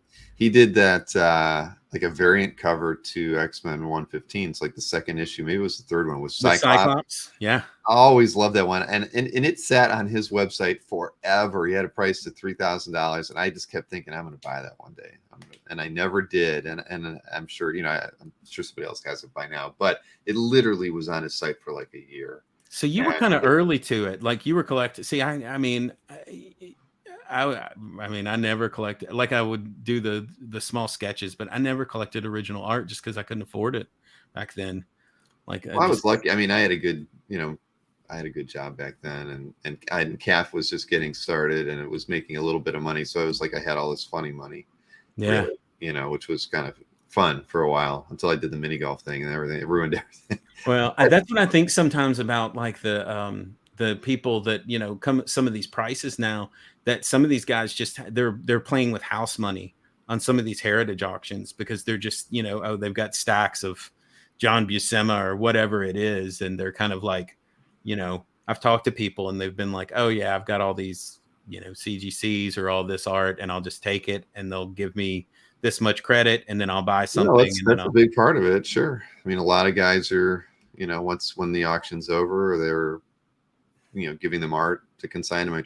Or they'll work out deals ahead of time, that they'll bring this in because I've got 250,000 in comic books or comics and art or whatever, and that does give them a lot of freedom to do that. And why wouldn't Heritage want to take more stuff in that they essentially then own 100% of, or whatever, that they can sell or to make back the difference? Or I mean, it's going on. That is a big part of it. Drives sometimes you just wish that you can kind of sneak into Heritage and just, I mean, from what I understand, they have a lot of art, like just in the catalog, in back catalog, going through, like they have just tons of it there. I'm like, what do you got? What is it? There was a lot of Byrne that came on the market recently. Just they must have hit a vein of it. There was just tons of everything from X-Men to, I mean, and then there were those X-Men pages that were on. Not that I'll ever, I mean, I could never imagine myself spending $30,000, $40,000 on one page. It just doesn't seem prudent. But it'll hold its value. Yeah, maybe. Yeah, I mean, well, shoot, yeah. Well, I mean, you don't know. I mean, the truth is, you hope, but you don't know. That's what kind of makes it a little bit more fun. You know what I mean? It's like, oh, this could go up, or this could go to, I mean, any of it could go to, if you can't find somebody to buy it, like, I mean, the last thing you want to do is kind of like have to give it to a dealer or something. I mean, nothing against dealers, but like, they're not going to give you full market value for it, No, of course not. I mean, they're in the business to make money, but just like everybody, everyone is. The auction houses are too. But no, there's stuff, if an X-Men page from Byrne, that's going to probably hold its value. I mean, there's always going to be somebody that wants one. Yeah. That's just it. And they always will, I think. So you can't go wrong with certain things. But no, I understand what you're saying. But we need to do a giveaway. Let's do it. We need to do another one. Let's see. What is next? That is a good question. This is a good one. This has got art. Oh, that's right. We're on giveaway 4. We gotta pick up the pace. Where are we? I don't even know what time it is. Oh, we do got to pick up the pace. Yeah, we've been talking for a long time. We haven't even looked at a lot of art yet. But so we're on giveaway 4 now, right? Yeah, 4. Oh my gosh, we have 3 more giveaways to do. So let's show them what they'll win. I should have made this faster. Yeah, But it looks kind of cool, doesn't it? it's perfect. I'm Yeah, jealous. right. Look at that. Daniel Warren Johnson remark. Type enter to win. So this is pretty cool. Another thing that I want off of Felix's thing was yeah, it's got a There's a cool little close-up. Batman drawing. And Daniel Warren Johnson, I don't know, I think everybody knows Daniel Warren Johnson these days. He's going so places. Good. He's so good. He's a great artist. I mean, and boy, he can just turn it out, can't he? Oh my gosh, yeah. And an incredibly nice guy too. So let's see. I'll pick the winner, Kelly Goon. All right, Kelly Goon. Congratulations. In the chat a lot. Yes, he is. Kelly Goon. Congratulations. You're number 4. I know. And again, just hit me up on CAF, my CAF Gallery. Did you know to get to my CAF Gallery, you can write frankquitely.com? Yes, I did know that. I've done it a few times, actually. I've always done it. I'm like, if you want it, you can have it. I don't have anything to do with it, but whatever. Somebody, I think maybe Marcus or somebody made a joke. It was like, well, that's not his real name. So maybe it was Larry that made that joke. Well, it's not his real name. So maybe he didn't want it. Like, all right. But well, so we got 2 more things to give away, everybody. And the last piece is all original art, isn't it? So yes, it is. And not mine and not Abby's. But no. Not that those aren't good, but well, why don't we start looking at artwork? Yeah, let's do it. We'll talk about art. We can burn through. We don't have to go too slow. Oh, we can look at it all, but we can go. Let's see here. Where were we at? I don't even know which piece we were. I think we did DP7. So now, oh yeah. So this is Joe Phillips. Yes. Again, I brought things, or I wanted to show. It was funny because it was hard to decide 18. I was like, am I going to be able to do 18 pieces? But of course, I love talking about myself. So here you go. Here's more biography art. Joe Phillips used to, when he was on the show, it was a trip because he did remember. I don't know if he really remembered me, but he remembered going to these shows. There were these small local shows that they would have. I'm sure everybody had them in their town. And he was the local comic artist. He was from Murfreesboro, Tennessee. And so I sat at his table all day, watched him draw. I mean, it was at one of these small hotels by the airport. And, the dealer room, there were people with comics in there, but there wasn't really all that much to see. But here's Joe Phillips, and he was working on Mr. Miracle at the time. So I remember I was probably 14 or 15 years old, or let's see, 1989. So however old I was then. 16 years old, and talking to him about drawing comics and kind of what it took, and watching him, really just sitting there watching him draw the whole day. And he was doing lots of these sketches. And I remember this one I asked him to draw Mr. Miracle for me. Again, I think it was like $20 or whatever, but there was nobody really else there. And so here I am, and he had his friend there, this friend of his there, or maybe a studio partner, I don't know. And it was funny hanging out with older, here's some older guys, and they were kind of talking about, MTSU, and that was the school that I ended up going to, and in Murfreesboro. And but anyway, so he drew Mr. Miracle. He was like, oh, I'll do the whole thing for you. And he did Big Barda on there as well, and colored it for me as well. He did, he kind of did all that gratis, because really all I asked for was Mr. Miracle. And I remember at the time, and I should have asked him about this when he was on your show, but he did he had a pitch for a Batwoman series, or Batgirl or Batwoman series. And I remember it distinctly, and thinking about how cool it was. And then I hoped to see it as a comic, and it never became anything, I don't think, but it was really cool. So he was just the nicest person. And I think I saw him a couple other times. And then he ended up going to you know what? This is another kind of goes back to that WonderCon thing, because he was at WonderCon as well. And I remember that at the time he was in Atlanta, and I was like, oh, I'm showing these things around. He's like, well, you should come to Atlanta and work in our studio. You can cut boards or something like that. And of course, me just thinking Jim Lee is going to call me any day, never did that. So again, I did it completely wrong, but so don't do it that way. But I learned when creative jobs are challenging. it's hard to get into any creative industry and you know, kind of have that sort of, you have to have a level of confidence with it, and you know, kind of a level of you could give a shit as well. And so um to be able to do that, and fortunately, you know, where I stumbled in illustration, I've done a lot better in you know, editing and motion graphics, and now kind of a director role, that sort of thing. So it's you know, it You ended found up. your niche.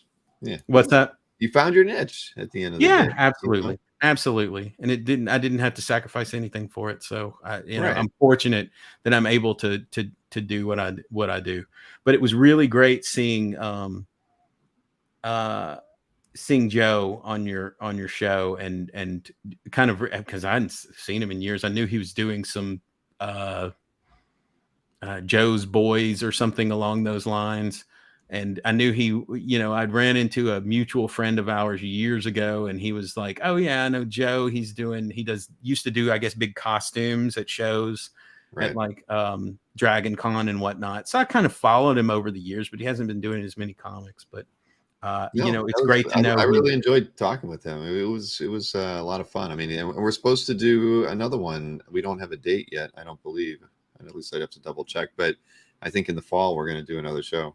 Well, what a great spirit that guy has, right? I mean, such you know, it sounds like he's had some health issues, which is unfortunate, but um, you know, what a great, you know, like he's just energetic and happy, and you know, loves comics and loves drawing, and you know, and a hustler. You know what I mean? Like he's Mhm. like, all right, I'm doing this thing. It was funny, that comic. I remembered that comic that he was doing the whole book of, like, and I thought about picking it up, but it's kind of like one of those things where, I mean, Oh, that, you you know, mean the one I showed? yeah, like that with the full book, and it The was, I Quantum remember, 5. yeah, because it was going to come out from the same people that were doing Tribe at the time. I still Like have it after, here. oh, you do? Yeah, because we were like, well, hold on to it. We'll see. Maybe I'll see if I can, you know, I'll do something different if we try to sell it again. So yeah, I've still got.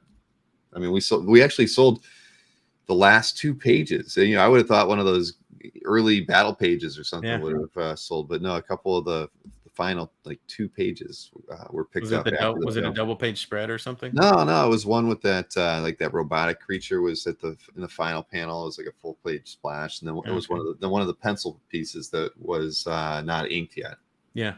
Well, it's just so interesting. I mean, I remember the ad for that. I want to say it was in the back of Tribe, because remember Larry Stroman had that book that the first Yeah. issue came out from from Image, the second issue came out from Axis, and the third issue came out from somebody else. And I think that book that you have was supposed to come out from Axis, and I think there was an ad for that in the back of that book. And I mean, you know, kind of whatever happened with it, but I don't know. It's hard to pull the trigger on things like that, you know.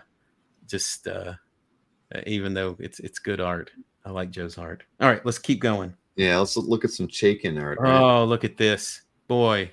That drawing up in the top left corner. That's the Chaikin drawing that I mean, I drew that thing over and over again. And when this came up for auction, or wherever it was no, it's on some Italian site for sale. Boy, I couldn't believe it. Again, going back to 1986 or whatever year that was, and all of that Chaikin, you know, seeing Chaikin at that show, and kind of like there was just something so I don't know, interesting about his presence. I don't know exactly what it was, but boy, he got me, and I loved his artwork. And I remember I had this issue of The Shadow. This was issue 4, and that drawing with the cocked eyebrow up and the other one down, and the face of I guess that's, you know, the fake Lamont Cranston and the real Lamont Cranston there. Boy, I thought that was the coolest drawing ever, and I probably drew it 1,000 times. Now I look at it, I'm like, oh, is that hand coming out of his head? But you know, you kind of feel it, like it's so visceral. And you look at these close-ups. I mean, look at how is that Tothy? Would you call that Tothy? Yeah, I would. There, but Definitely that kind of a flair. His original art, to me, and there's a, you know, it's, to me, it's the period between Flag, which I was never a huge American Flag fan. I like his art on American Flag. You know, it's not my favorite work by Chaikin. But I think it's just because I came to him during this period with The Shadow, and I love The Shadow and Black Hawk, all the way up to Mighty Love. And then in Mighty Love was where, and that's where he came back to comics, and he started to, thanks, Chris. Thanks, guys. When he came back to comics, and it's funny, it's kind of this, you know, Chaikin window is kind of what Chris and I were talking about. Like, there is collecting his art between now to me, anything that's before, like, especially like that Star Wars stuff, and I mean, some of the stuff that he did for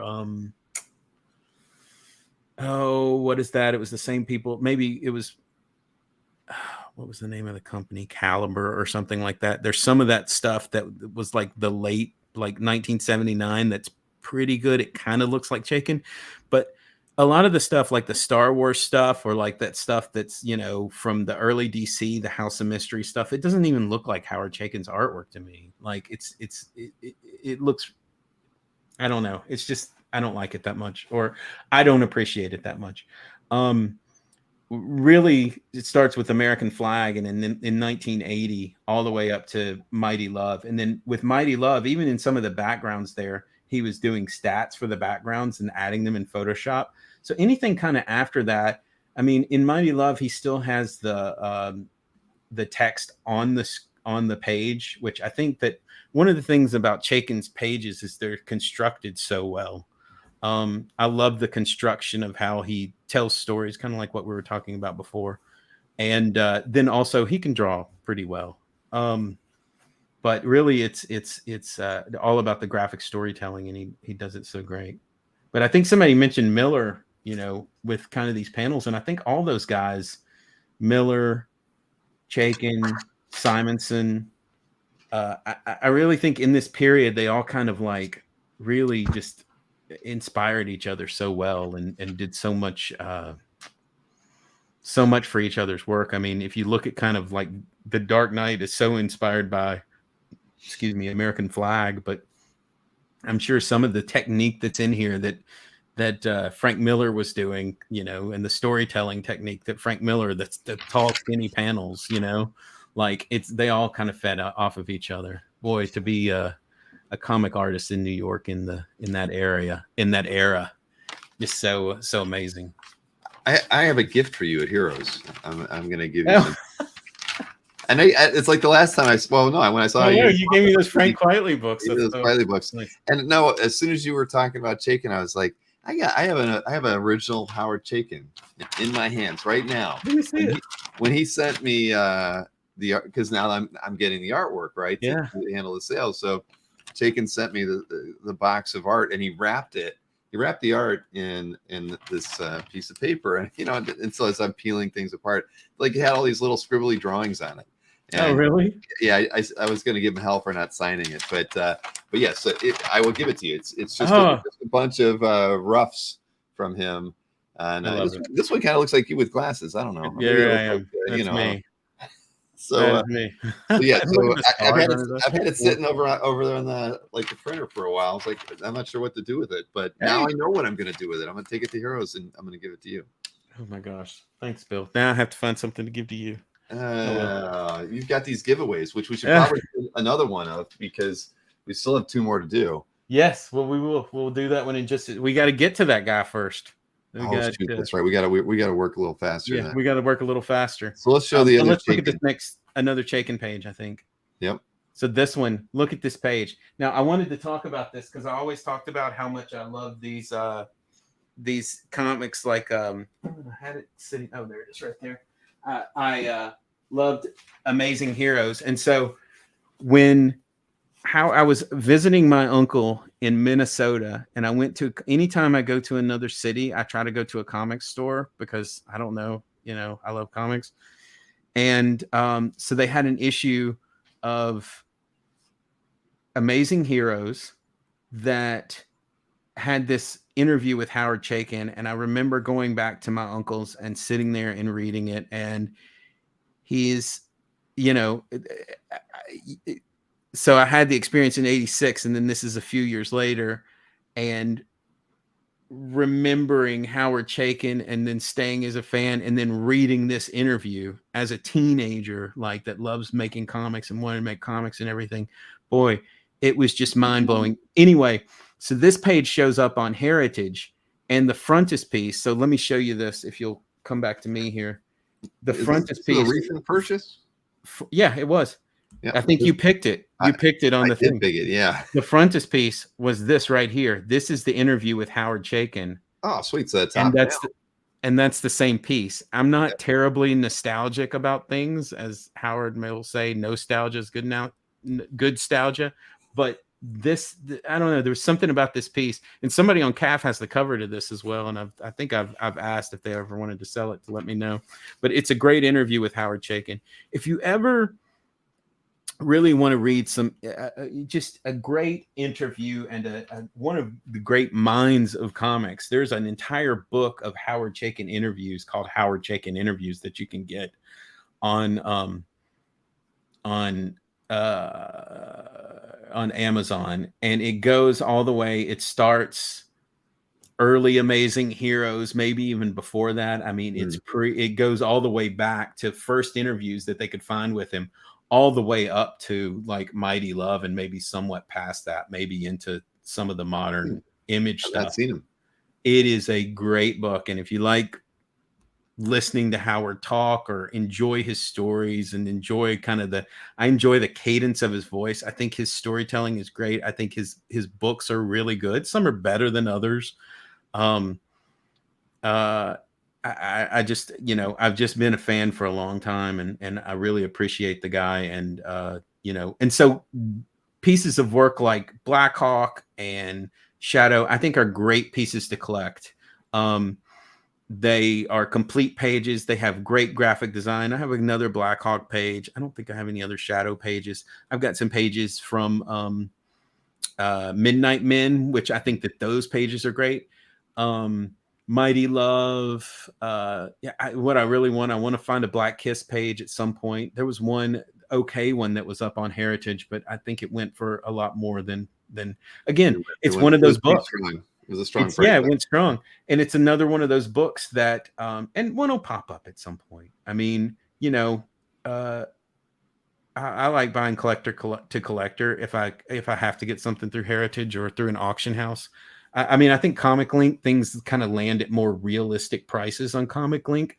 At Heritage, after taxes and fees and everything else that's piled on top of there, it's like you pay an extra, and that's got to be added into what you spent on it. And then, I don't know. I kind of like how Dino looks at these things and how he thinks about them. So early on those interviews with Dino, how Dino was thinking, I kind of absorbed that into my brain a little bit. So yeah, he's very calculated, in a wise way. I mean, I think he quantifies things better than most. I mean, because you have where the prices are today, you have to be that thoughtful. You really do. I mean, it's not an insignificant amount of money, and it's not an insignificant investment. I'm not saying that I don't love the art that I buy, but I try not to overpay for things. Some people may think that I do, but I try not to. But yeah, that Chaykin interview. That's why when I saw that page, both of those Chaykin pages, like both of them were like so. They're nostalgic purchases at the same time. They kind of fit into my Chaykin window of collecting there. So what's next? What's next is another turtle. Now this is an interesting one. This is this is drawn by Robert Atkins. He had a drawing class online, and I didn't know him, but he's a good artist. And so he had this drawing thing online, and you would draw a page or 3 pages, and he would kind of critique it or whatever. Anyway, so we were done with this class, and he hits me up, and he's like, "Hey, do you want to do graphic design for this cover that these covers that I'm doing?" I don't know. I'm not a graphic designer. I'm a motion graphics artist, like, or an animator, I guess you could call me, or you can call me a video editor. But sometimes people interpret that as graphic designer. But I've learned also in this business to never say no. And so for these covers, and Anthony had this on Dueling Dealers, and I bought it on Dueling Dealers because I was I was excited to see it because I worked on these covers, these Turtles covers. What they were was Robert would do the drawing, and then a guy named Simon colored the figures, and then I did the graphic design, pulling the characters together, designing the background, designing. So if you go, do you have that other picture that I had? That I sent you the next one. It's kind of like whatever. Shoot.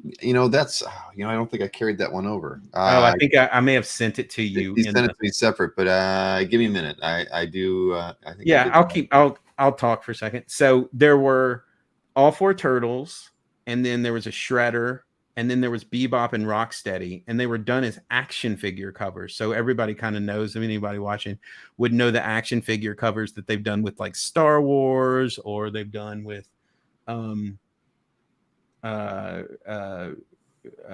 superheroes, and making those look like the action figures. So anyway, these were Turtles ones. And the funny thing was when those action figures came out, I bought the first Turtles action figures that they had. Now I ended up selling them to go to France to watch U2 play. But I know, right? But I had so if you look at that, so this is the cover. I did the graphic design. I designed the background. I designed that kind of zip thing.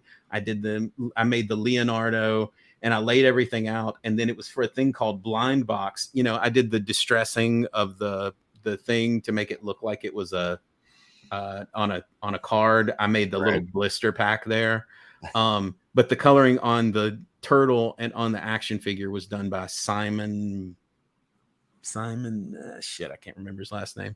But anyway, but all of this stuff, all of the little things, the assortment number, the Leonardo, the turtle thing, the blind box thing up at the top, all of that came from my original Ninja Turtles figures. So this was from Target. This is the actual thing that I had at Target.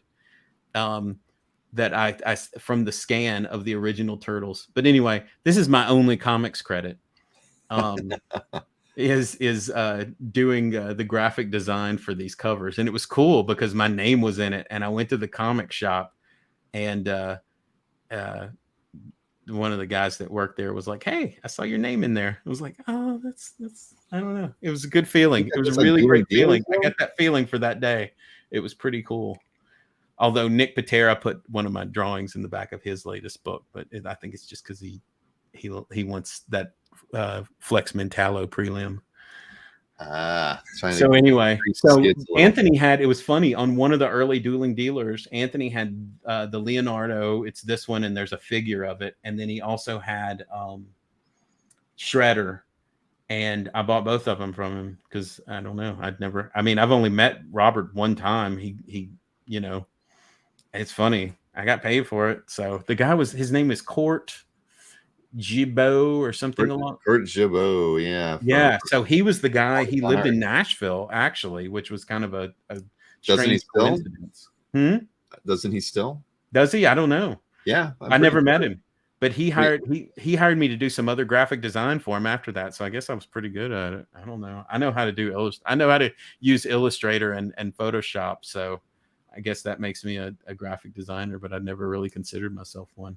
But it was a fun project to work on. It was challenging at times. I really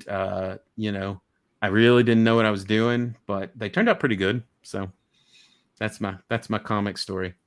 This was just one that I like. I mean, again, back to the X-Men and loving Mark Silvestri. And Mark Silvestri was at a con in Kentucky. And you could do this, like, I don't know how they do that, like, do the Mark Silvestri experience or whatever. Mm-hmm. Anyway, he was the nicest person. And, I was like, well, he said, do a head sketch. So I said, do Wolverine, like on the cover of Wolverine #1. And I think that I didn't get this for 4 more years. I think 3 or 4 more years. I've heard Like, I've heard about some of those, but they it were was well worth it. absolutely, what a good drawing. And it was funny, he sent me another little profile of Wolverine that I ended up selling to Daryl at Heroes Con last year. But this I don't know, man. Silvestri, he gets a lot of these. I mean, what is Silvestri? He's got to be 60 something, and man, he's doing the best work of his life. There is a Batman book that he's doing right now that I don't know what's going. It's like Batman and the Joker or something like that, whatever. But it is so well drawn. It's the best artwork I've ever seen him do in my entire life. He's been drawing for, I don't know, since the early 80s, maybe late 70s, right? I mean, he's been around for a while. He's got to be 60, 65, something like that. And I mean, he is doing some of the best work of his life. I think those Batman pages are outstanding. I mean, it's like Franklin Booth level ink, and I think he's doing it. It looks to me like he's doing it with microns. I mean, he's killing it. He's killing it. Love it. Anyway, we can move on. We can say. I wanted to read Mark Fong's comments about Howard. He said he woke up at 2 a.m. months ago and got a couple American flag sketches from Chaykin when I interviewed him. And but he says he'd love to get some of his painted pages from Dominic Fortune. Those would be pretty nice to have. Yeah. And yeah, definitely. So, those show up. He did a lot of painted work back then. He kind of stopped doing after kind of that period, and it sort of had a Bob Peak sort of feel to it. It was almost like if Bob Peak was painting comics. But you can find, I mean, if you, I don't know about the Dominic Fortune ones, but of like Flowers of Heaven, something of Hell, like there were of Swords of Hell, Flowers of Heaven, something like that. There were a couple of painted books, the painted graphic novels that he did back then, and you can find those pages, and they're really reasonable.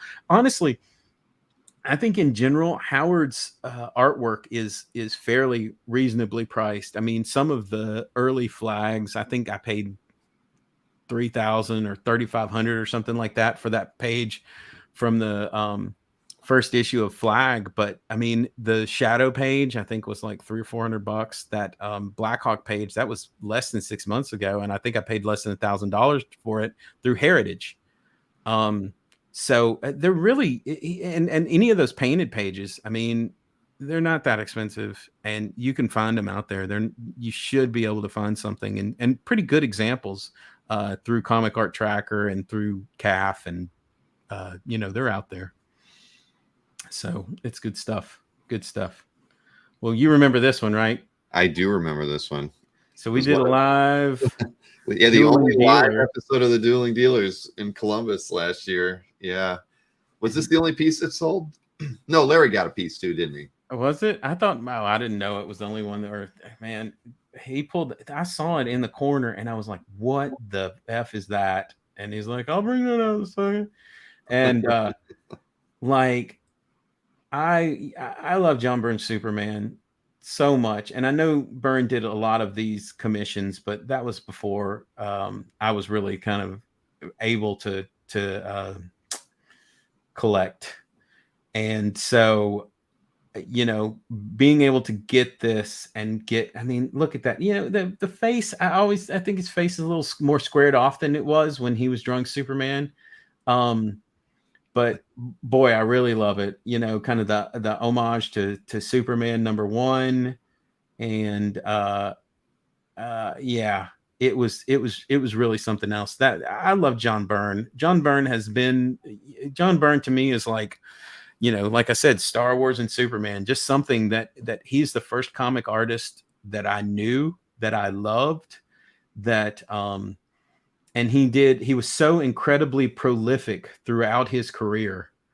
We can keep talking about him because I think I've got a couple more of his in here. Yeah. This one, this is from the Elsewin. And I mean, show me one of those old pages. I mean, yeah, maybe the one where he's slicing at Sauron or something. Maybe it's as good as this page. But This is dynamic, and he was doing these pages, this Elsewin thing. And if anybody hasn't read it, John Byrne did a kind of fanfic X-Men thing of what if I continued on the X-Men, and he did 30 issues of it or something like that on his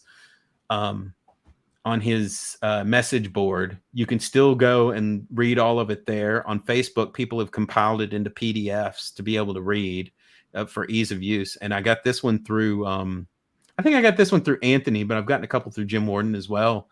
And they're just, and he was doing these pages. He was saying like 2 or 3 a day. Can you believe that? Penciling 2 or 3 pages a day. John Byrne, he's 73. And he stopped doing it just because he got tired of it. He's like, yeah, I think I'm done. He just made the choice. Yeah, I'm not loving drawing anymore. He is the most fascinating individual. He is, I met him. No, I actually did. I went to a show in Boston a few years ago. And yeah, look at that. Again, this is another Dueling Dealers purchase. Great purchase through Dueling Dealers. There's not a Superman page better than this double page spread. Look at that. Yeah, just incredible. Just incredible. And Next Men pages are pretty reasonably priced. You can get them for a few $100. I think I paid a few $100 for this on Dueling Dealers. You can always talk Anthony down a little bit anyway. And look at that. It's beautiful. Good as Mobius. Anyway, really good. I mean, look at that. Look at the depth there. I mean, it's a little bit of a Mobius ripoff, really maybe, but it's beautiful. It's beautiful. Great stuff. Great work. I love John Byrne, and I will. He is. Like a warm blanket to me. All of his work, and reading it, some of it holds up. Some of the Fantastic Four stuff, some of the books. I thought that there was a book he did a few years ago called Cold War that I thought was fantastic. He did a book called, and unfortunately people don't support these books as much as they should, because, they're going back and buying another trade paperback of the Dark Phoenix saga or something like that. But like that book Cold War he did was great. A lot of the stuff. I mean, he did this like rock, paper, scissors thing that was kind of silly trio for IDW, but it was okay, and it was really well drawn. And he did the Cold War thing was fantastic. He did a Doomsday +1, which I thought was really good. He did this. Yeah, there you go. That's funny. He did a book called The Highways, which was about space truckers. He did all this kind of like sci-fi stuff, these books for IDW that were all just kind of these interesting things. It's kind of like what Howard Chaykin does now. I mean, he's doing this Hey Kids Comics thing now, but he also did this thing. He's doing this thing called Sunshine Patriots, which is about, I don't know, Teddy Roosevelt and the Rough Riders or something. That's getting ready to come out. He'll do these genre stories, which I have a shelf over here that's full of, Johnny Craig and Graham Ingalls and Wallace Wood and all of these guys, all of this EC stuff. And it's kind of the same thing. It's these great, interesting, it's almost like buying a dime novel back in the days, or, that you hear about. Oh, I just go buy this novel and you read this detective story. That's what I like. I really like that. And that's what Brubaker and Phillips are doing now. That's what Byrne was doing. That's what Chaykin's doing. I mean, I don't one, because the movies are kind of interesting. Like, I don't have to see read another Captain America story. I mean, maybe if it's something that's just really fires on all cylinders, but kind of the monthly grind of it, I don't really have a lot of interest in anymore. These stories are great. Next Men was pretty good. It's good story. Oh, giveaway. Yeah, we should. Oh, well, can we do a giveaway, or should we show? Let's see. We went through Byrne. I wrote everything down. I know we have. We can look at the. Patera. Oh yeah, I want to talk about my friend Nick Patera real quick, just because this was his Flex Mentallo thing. He just did a book called Axe Wielder John. You can still get it on Zoop. On Zoop. I don't know. Have you read it, Bill? I have not. Read it. Do you have it? Has he sent it to you? He was going to send me a copy. I haven't gotten it yet. Okay. Well, Nick, send Bill a copy of Axe Wielder. I mean, it is so good. It is just, it's fun and exciting and goofy and beautifully drawn, and you can tell he's putting his heart and his soul into it. It's really great. So, and that's the other thing. You know, people are always like, "Oh, Nick draws like Frank Quitely or whatever." He does. I mean, he doesn't draw like Frank Quitely. He's not as good as Frank Quitely, but he's a great artist on his own. He's just really great, and he wrote and drew this just fantastic book. And he and I have kind of become acquaintances based on the. Now you're gonna laugh. Nick wanted to do a Frank Quitely podcast or YouTube thing or whatever, and we even recorded one, and I was gonna edit it, and I was like, I can't release this. Like I just even now I won't go back and watch this because I just, you know, hearing your own voice on these sorts of things. I never watch my old show. Yeah, it's hard. It's too tough for me. Too tough. But you know, Nick's really bright. He's smart. He's a great artist. He's working. I don't know. I just can't say enough good things about it. So I'm really looking forward to having more people see it. And it's funny. There was I don't know if Nick will care if I disclose this, but he sent it to me and Vin and Joe Melchior, and you know, I kind of texted him back, but then Vin wrote him back and wrote this really nice note to him, and I was like, dude, because I knew he was out that night, and I sent him a text. I was like, dude, check your email, and he said some really nice things about it. So I'll let Nick tell the rest of that story, but he's really great, and he's a great artist, and you know, he's become a good friend. So anyhow, cool stuff. That was a cool thing. So we're getting ready to start the Frank Quitely portion real quick. So I thought we'd give away a Frank Quitely. Let me show the graphic here. Yeah, do it. Where is it? Giveaway number 5. Yeah, we need theme music for this, man. Next time. I'm sorry. I have a whole stock library, but this is a Flex Mentallo hardcover signed by Mr. Frank Quitely. This was actually, I think I had him sign it at MorrissonCon. That's how long I've had this. But, very nice. Well, that's where I got those X-Men books signed that I gave you at MorrissonCon. Yeah. All right, here. Let's click pick winner, and Alberto Gonzalez. Hey. Ding, ding, ding, ding, ding, ding, ding. All right, Alberto. Frank Quitely. That's us saying we are starting the Frank Quitely. Again, Alberto, hit me up on CAF, and or if you're coming to Heroes, I can bring it there, or send me your address. I'll send it to you. Again, only if you, I think everybody's in the United States so far, right? I don't really know, but other than that, I wasn't sure who that YVSOK person was, but everyone else I believe is in the US. Cool. Rigged, says Rich Danny's. Won't be rigged if you win the next one. Same with you, Chris Snorek. And the next piece is art, so everybody's wanting that one, guaranteed. It is a good one. It is a good one. All right, well, let's look at some Frank Quitely artwork. What do you say? Yeah, we've got a few pieces to look at there. Yeah. So this piece was probably my first. Now, this is the first cover of Frank Quitely's that I bought, and it was when it came on Comic Link. I'm sure everybody has had this experience before, or if you haven't, you should, or maybe you shouldn't. I don't know, but it came up on Comic Link, and like my jaw dropped. I didn't know how much it was going to cost. I knew Nick Patera was getting ready to have a baby.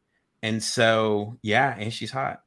And I knew he was getting ready to have a baby. So I was hoping kind of he was out of the running for it, but I didn't know. And we'd only met, maybe we hadn't even met at that point. CBLDF. That's exactly what it is. And so but I would go back to Comic Link every day and I would look at it. And it just has everything about Frank Quitely that I love, you know, kind of she's an interesting face. She's pretty. She's got the hair, all of the detail. If you look at the all the little things, the earrings, the little feather, if you look at the pencil looks used. And then it has like things that I consider kind of Quitelyisms, like how he draws the the rim on the hat and the part of her jeans, and then she's kind of holding the barbarian drawing. I mean, I just loved every piece of it, and I'd seen this piece for years online, and that it was, you know, kind of up for sale. I had a pretty good job at the time, and like I said before, I had a credit card, and so I was just going to go for it no matter what. I, you know, I was like, well, really, I was like, up to $7,000, 6,500, 7,000, 7,500. I can't remember what my limit was, what exactly it was on it. It was somewhere in But that. you had a cap. I had a cap, but it was a really high cap. And at the time, it was probably way too high for this piece, but I just didn't know where it was going to be. But I was like, I can probably, I mean, at the time, maybe I wasn't as communicative as I am now about our family finances. So, you know, I was like, well, I can kind of maybe take on some extra freelance work and hide this, you know, like something like that. But anyway, so it was on Comic Link, and it was up to the last second. And you kind of have that pit in your stomach. I don't know if you get this when you're in an auction. You kind of have this like anxiousness and a pit in your stomach. And it came down to the last second, and I put in that final bid, and I mean, I think I got it for less than $2,000. Like, I was so nervous that I was going to have to pay all of this money for it. But I mean, I guess it's not the X-Men or something. I don't know. But to me, it's just one of the best pieces that he's ever done. I love it so much.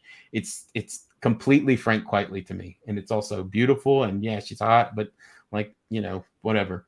To me, this is better than the White Queen piece. Like, it's just better drawing. The White Queen piece is nice, but it's not 100% Quitely, and this is 100% Quitely. And another fun thing about this piece, and you can see it if you look at it on my CAF, is on the flip side of this, there's he does this. Now this piece, I want to say his blue lines are done in blue line pencil, but he also does it where he draws it on the Wacom, like on the art tablet, and then he'll print that out, and then he'll pencil on top of like these gray lines. Sometimes they're red, you'll see. Sometimes they're blue. They're different colors sometimes. But he'll print it out real lightly and then do his pencils over that.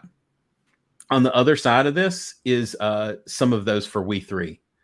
So yeah, it's kind of neat. So it's like there's not any We 3 artwork out there, but I do have kind of roundabout way some We 3 artwork on the opposite side of this. So you're very lucky. I love this piece. I love it.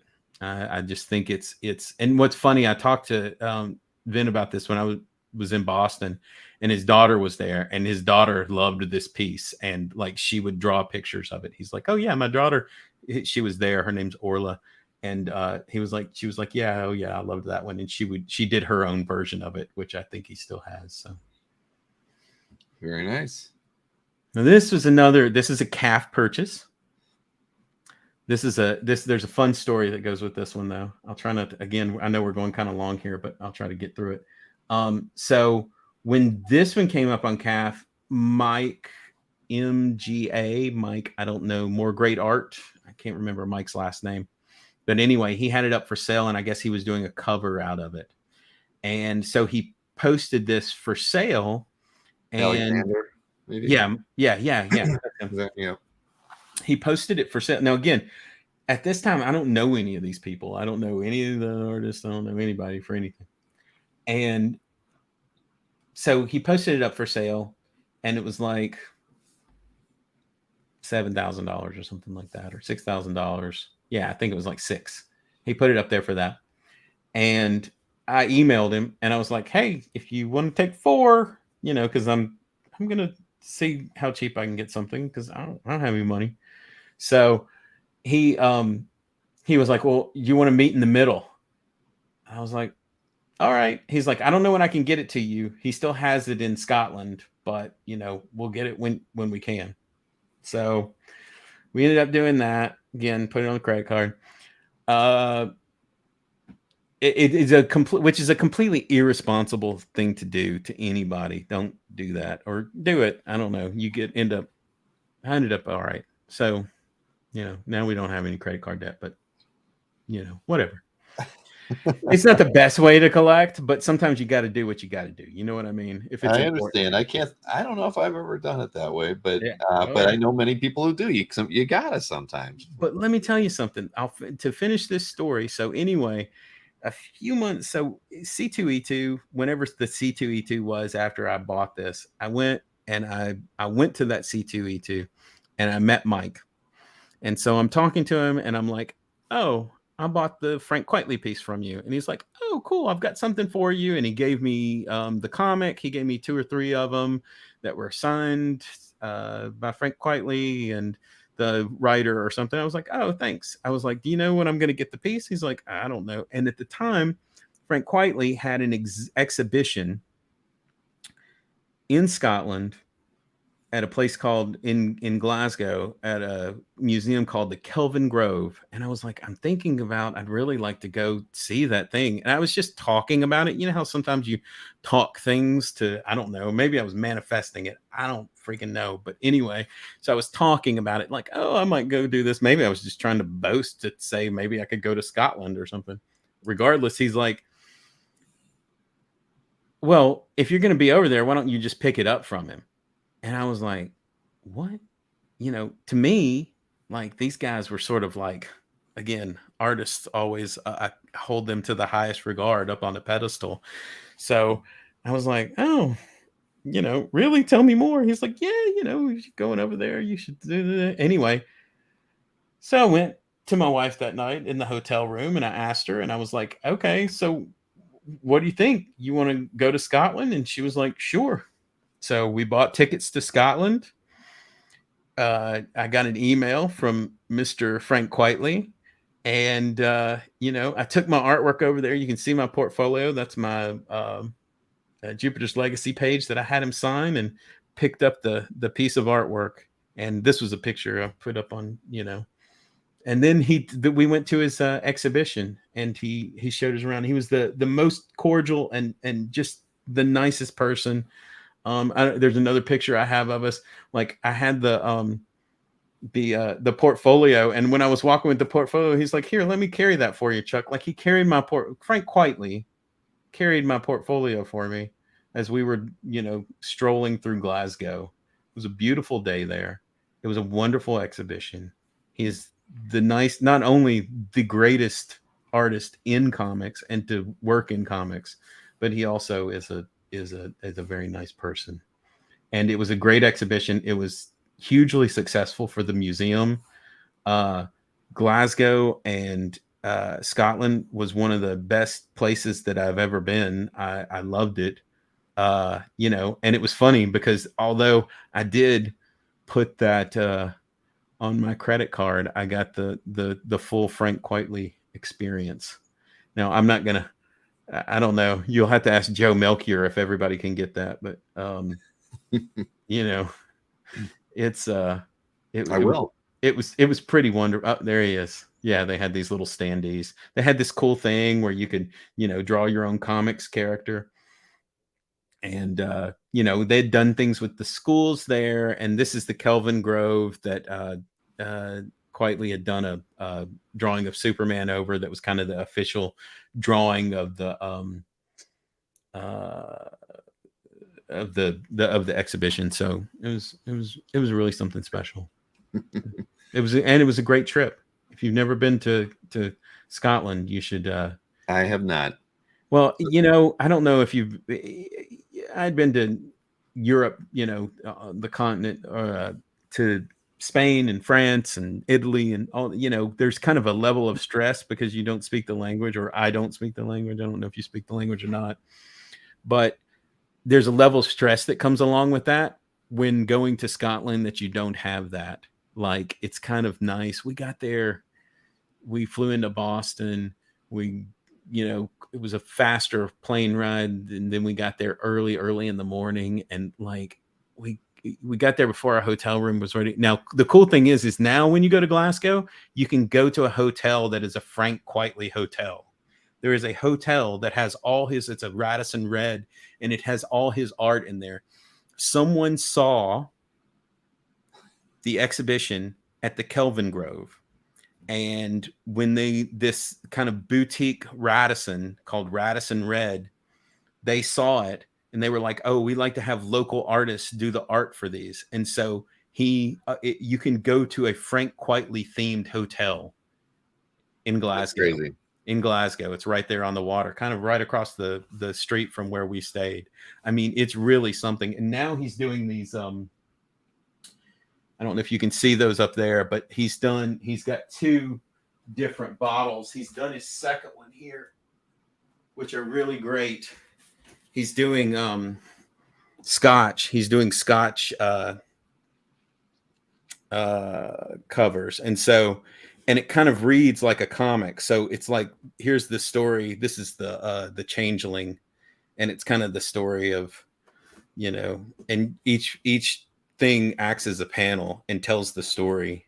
The guy goes up to, I don't remember exactly what the whole tale is, but it's here on the back.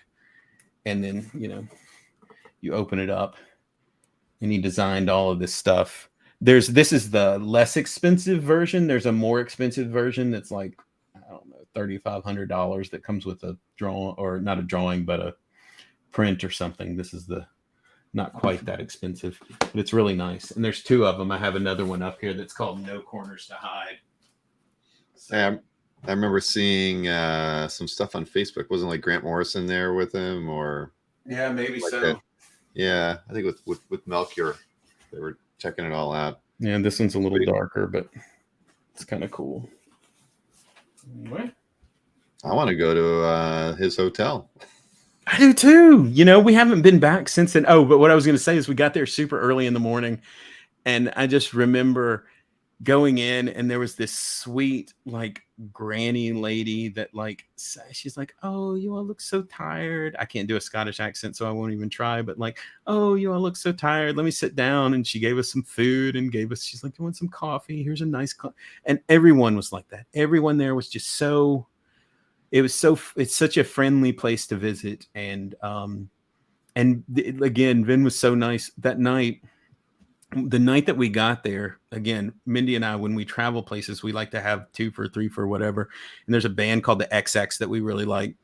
And so the XX was playing when we were there. And so we're like, all right, well, let's go. So we bought tickets before we were there. And when I told, Vin and I were emailing back and forth, and he was like, oh, well, to get there, he was like, you might want to get there a little early. Like, he was giving us directions to the show, to the XX, to like these something yards that we were going to see this show. It was outdoors, and I was like, Frank Quitely's giving me directions to see I was like, what? I don't know. My mind was blown. We've since talked a few times, and like I said, a lot of times we just talk about cooking or something. Like, I don't know. He's a really great person. But so I don't know what's next here. I can't remember. I don't remember the next one either, but I think it's Frank Quitely artwork. Yeah, look at that. Boy, I just wanted to show this one because of the great storytelling. Sometimes he'll get a little like, oh, I'm just going to do a giant head sketch for a cover. And then sometimes he'll just kind of get into it and just tell a whole story. There's in Jupiter's Legacy, which I think is a good series. And this was kind of the Jupiter Circle part of it, which was sort of between his 2 Jupiter's Legacy series. And this was a gay character that someone was blackmailing, I think. And that's hence the Scotch and the looking at the photos. I think it was like J. Edgar Hoover was doing it. But I just loved the storytelling in this and the layout, and how well the mid-century design is in there, and the bottle of Scotch and the cigarettes on the table. And then the man himself and his attitude, you can tell his attitude from how he's sitting in the chair, and then everything's well drawn. Like, and if you kind of go in close, if you ever look at the art, you think that it's this like fine line, but really, I mean, he's inking this. Yeah, that is how you draw feet. That's right.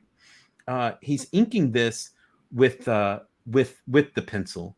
So he's going in, and the the guys on Cartoonist Kayfabe were talking to him about it, and they were asking like, do you use different size pencils or whatever? And he's like, no, I just use this one. Like, he just uses the 0.5 regular Pentel, and he pencils everything just with that one pencil. He's not getting thick and thin with anything. He's doing it all, through gesture and through work. I mean, and everything looks solid. Everything looks real. It's really good drawing. It's really good storytelling. I don't know what more I can say about it, but I really loved this one. And so I was happy to get that one. Oh, and here's my Batman and Robin cover. I wanted to show this one because I just really loved the textures on the Gravedigger, I think is the guy's name. It's kind of like these. I thought these Batman and Robin covers that he did were really interesting. This one really harkens back to the cover of #1. #1 is in somebody's collection. It was in a show in New York at the Illustrators Society. They had a Batman thing up there, and it was up there one time when we went to New York, so we were able to look around at it. The Chip Kids issue of Batman and Robin, they had the entire issue framed and up in the top level. Have you ever been there, Bill? I have not. I've always wanted to go, but I've never made it in there. It's really cool place. So in the top level, they have like a bar and a restaurant or something. And so in that whole place, it was all covered in Frank Quitely's Batman and Robin. And then in the lower levels was other Batman artwork by, of course, Neil Adams and Charles Burns, like everybody, all kinds of different Batman artists. Charles Burns is a Batman artist, but they had that drawing that Charles Burns did. They had all of these different artists, Jim Lee, everybody was in there. And on the lowest level, in the very corner, was the cover to Batman and Robin #1. I was like, oh my gosh. But it was in a guy's, you'll know his name. His name is Eric Roberts. I don't know him, but I guess he's a pretty, he collects a lot of art, and a lot of the art in that show was his, but he had that cover. And I was like, I wonder, but I've heard people say that maybe he doesn't sell a lot. I don't know. No, but he doesn't. Anyway, so this was my closest thing that I can get to it, which is this cover that, Joe had on his site. And I was like, oh yeah, I'll take that. And I love the textures of the Gravedigger's hat. I mean, and his glove, which is different than his coat, which is different than his legs. And a lot of it, I just got a Batman and Robin page. And even on a lot of the covers, when Quitely was doing these, there was a lot of, they'd fill, it was such a darker book, and he'd fill a lot of blacks with, in Photoshop, like in post-production, I guess is what you'd call it. And so that was one of the things I liked about this cover, because the only kind of post-production X's that they used were under the feet for the shadows. And of course you got the cool little Robin there. And anyway, I like this cover a lot. Pretty cool stuff. And it's good to have a Batman and Robin cover in your Quitely collection. That's for sure. Yeah. Yeah, look at this one. All-Star Superman splash. Yeah, didn't you have this one at Columbus? Probably. I feel like I've seen it before, but yeah, no, it's beautiful. The funny thing about this one was it was like up at the top, I want to say, like apparently, and I'm assuming it was when I asked him, he didn't remember, but like it's cut and then taped. So at some point in the production process, it got sliced. I mean, it's a clean cut and a clean tape, but it's up there at the top. You can't see it in there. And I just thought this was a cool one. And this is an example of a comic, like, I just kind of was on CAF and wanted, I don't know. Do you guys do this? Like sometimes you just want to buy some art. Like, and you're like, all right, well, I'm going to go through CAF and see who has something that I like. And I just started emailing people that had Superman artwork. And this person was selling some other things, but wasn't selling his Superman things. And I was like, all right, well, you want to sell this? And I offered him a price. And then he was like, oh, well, I'll just take $100 less than that, which was weird. So So I ended up getting this for like even $100 less than I offered. But you know, it's cool to have an all-star Superman splash. I love this. I love the, you know, you got a lot of like all the undercarriage of the car is there. This Null character or Kroll character, I can't remember what his name is. You know, the guy kind of looks like he's pissing his pants there on the side, and the people running. Like, it's got all the great Quietly stuff, and it's well detailed and very memorable from All-Star Superman. So very nice. yeah. Oh yeah, this one. Oh yeah, this is my. You know, this one I got a discount on because of the artist couldn't keep the coffee in the cup, but it didn't matter to me. I mean, this is my favorite double page spread from Pax Americana. I loved it even more than like the Peacemaker thing. I just think that the detail on this and like how it kind of mirrors itself, like it's kind of hitting one way and hitting the other, and then you kind of got the Dove stuff on there. And I don't know, there was just something about this when I first read this book, which is a little bit, the art in it is great. It's tighter than Quietly all generally works. It's just a super tightly drawn book. But this page was really is really memorable, and I liked it a lot. So did you read that one, Pax America? I did. Yeah. And I love the panel layout on that. I love how it's kind of flips that one panel in the center there from the eye to the mouth on the, and yeah, it's a very smartly drawn page. Yeah. Or DPS, I should say. So yeah, no, and I think you had this one in Columbus too. I remember seeing. But I mean, who cares about the coffee stain? I mean, you could probably get that cleaned out if you really wanted to, but You think, because it's pencils? I think you could. I mean, I could always ask that Von Hawk. She would tell me if you could or you couldn't. I mean, you know. Yeah, I've never thought about that. I've always thought it kind of added, you know. No, I kind of like it. It gives you a bit of a story to tell every time you show it off. Yeah, and like it's funny that like the little blood or whatever, or I don't know what that is, that's kind of coming off in that little panel, and the coffee going along with it. It kind of fits the page a little bit. It does. Plus, you know, it's really not a Quietly page unless there's, I mean, you can look at all of these and they all have kind of like some little coffee something. There's always a little something.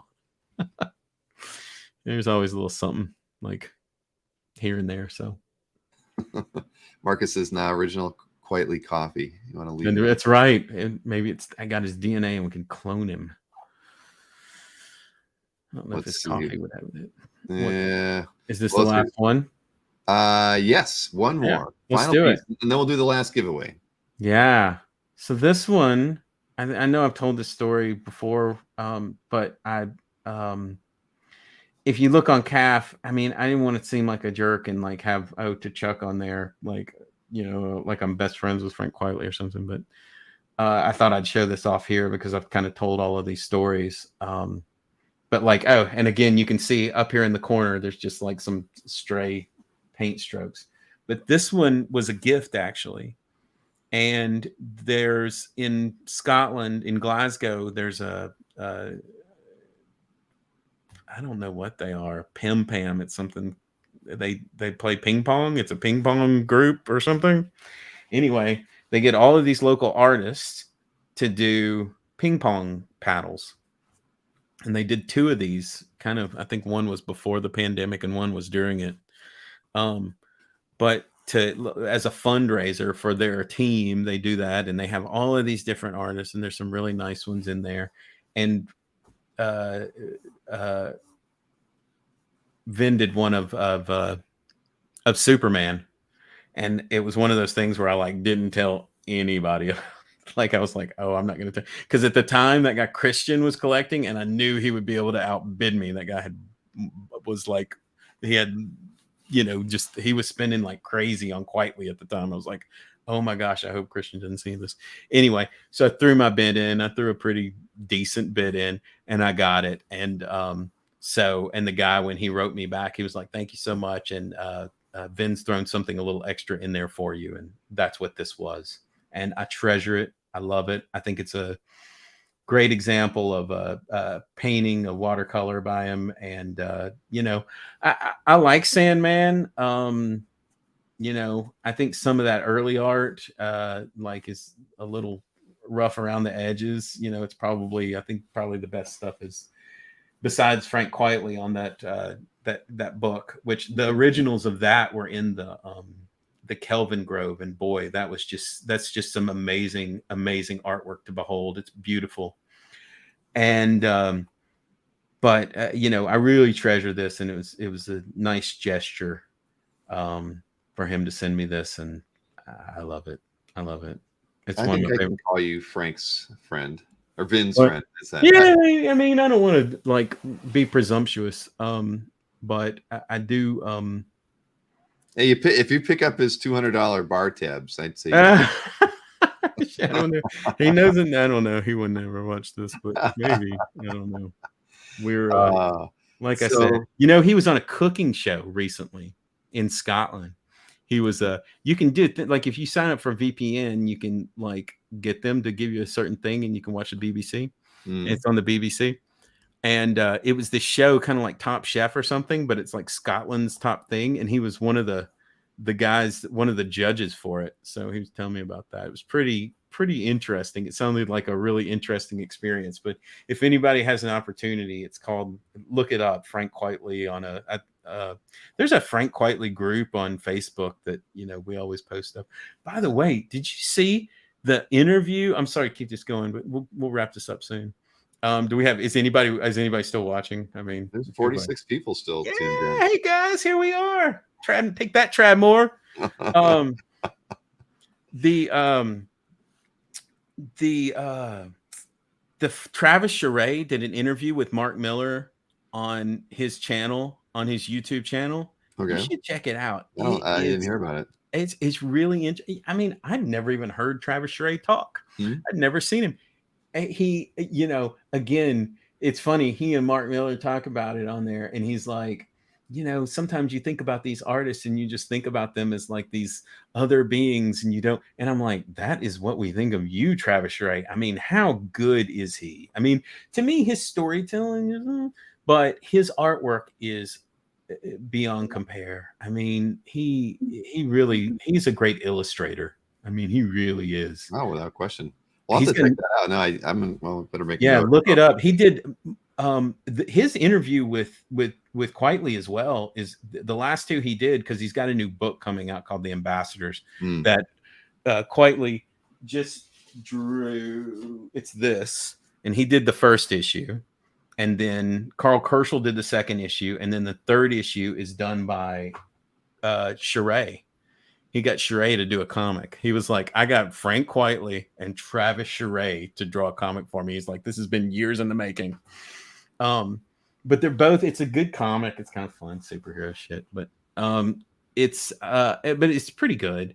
And I just can't wait. The Charest issue comes out tomorrow, and I'm so excited to like see his artwork. But Mark Miller has an interview show on YouTube. It's called like Miller Time or something. And he interviewed, I think he and Quietly are pretty good friends.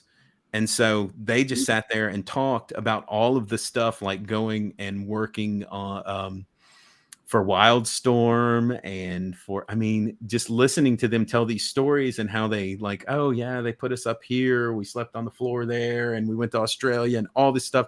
It's so great to hear, you know.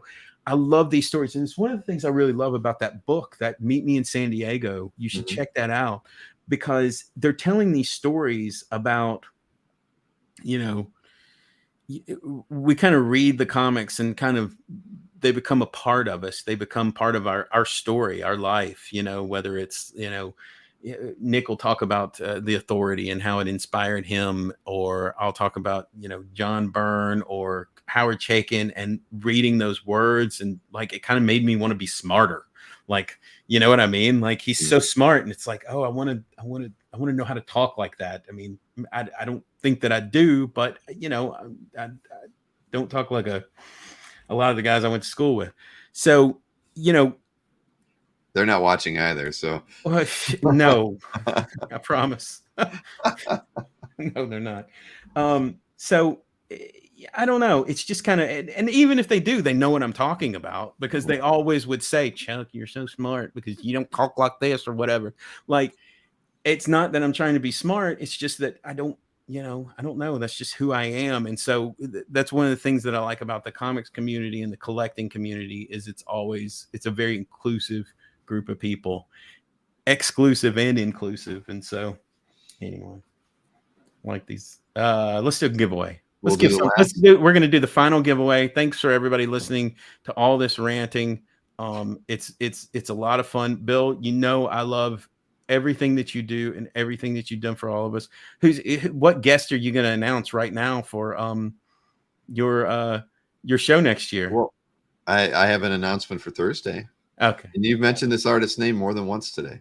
What? Is it John Byrne? Frank Whiteley? No. Well, not yet anyway. But I'm gonna, I can dream, right? But no, I mean, I can put you in touch with him. I can't promise anything. No, I know. I have a few different, angles over there, but because I'm pretty close with Joseph too. And yeah, Joe. I don't. Joe's got a lot more pull than I do. Yeah, and Dunebeer's doing a book with him right now, so there's just a lot of different stuff going on. So I'm trying to get IDW to come out to the show because he's doing a book with who? With IDW for some kind of an artist edition book, I think. With Quietly with Scott Dunebeer. Yeah, I don't know what it is though. He just mentioned because I was talking with Scott about possible guests for the show because I've had Scott on the show. He's helped me out with a lot of different stuff, and he mentioned that he and Frank were working on something. But kidding. But I don't know what it is, so I think it's top secret. But I know that they're working on something. But that's cool, right? I mean, an artist edition. I've always wanted it. As a matter of fact, Nick and I kind of started like that. We didn't start that project. I'm not saying that, but we had talked about, there's these guys on Facebook that have made a Brett Booth and a Scott Clark artist edition on their own. It's just a Wildstorm group.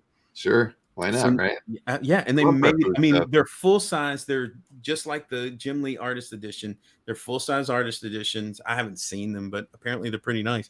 And so, we don't have that, and DC's doesn't seem like it's doing a lot of artist editions of anything. And so we started talking. We were like, well, we should just do our own because Nick knows a bunch of Quietly people. I know Quietly people. And then we were like, okay. And then what we'll do is we'll go to Scotland and go to Quietly's house, but we're going to have to take our own scanner because, we'll have to do our own thing, but he'd let us scan all his work. And then, right, of course. But we talked about doing that, but you talk about stuff all the time and you just, who's got the time to do that? But so that's awesome. I'm glad somebody else is doing it so I don't have to.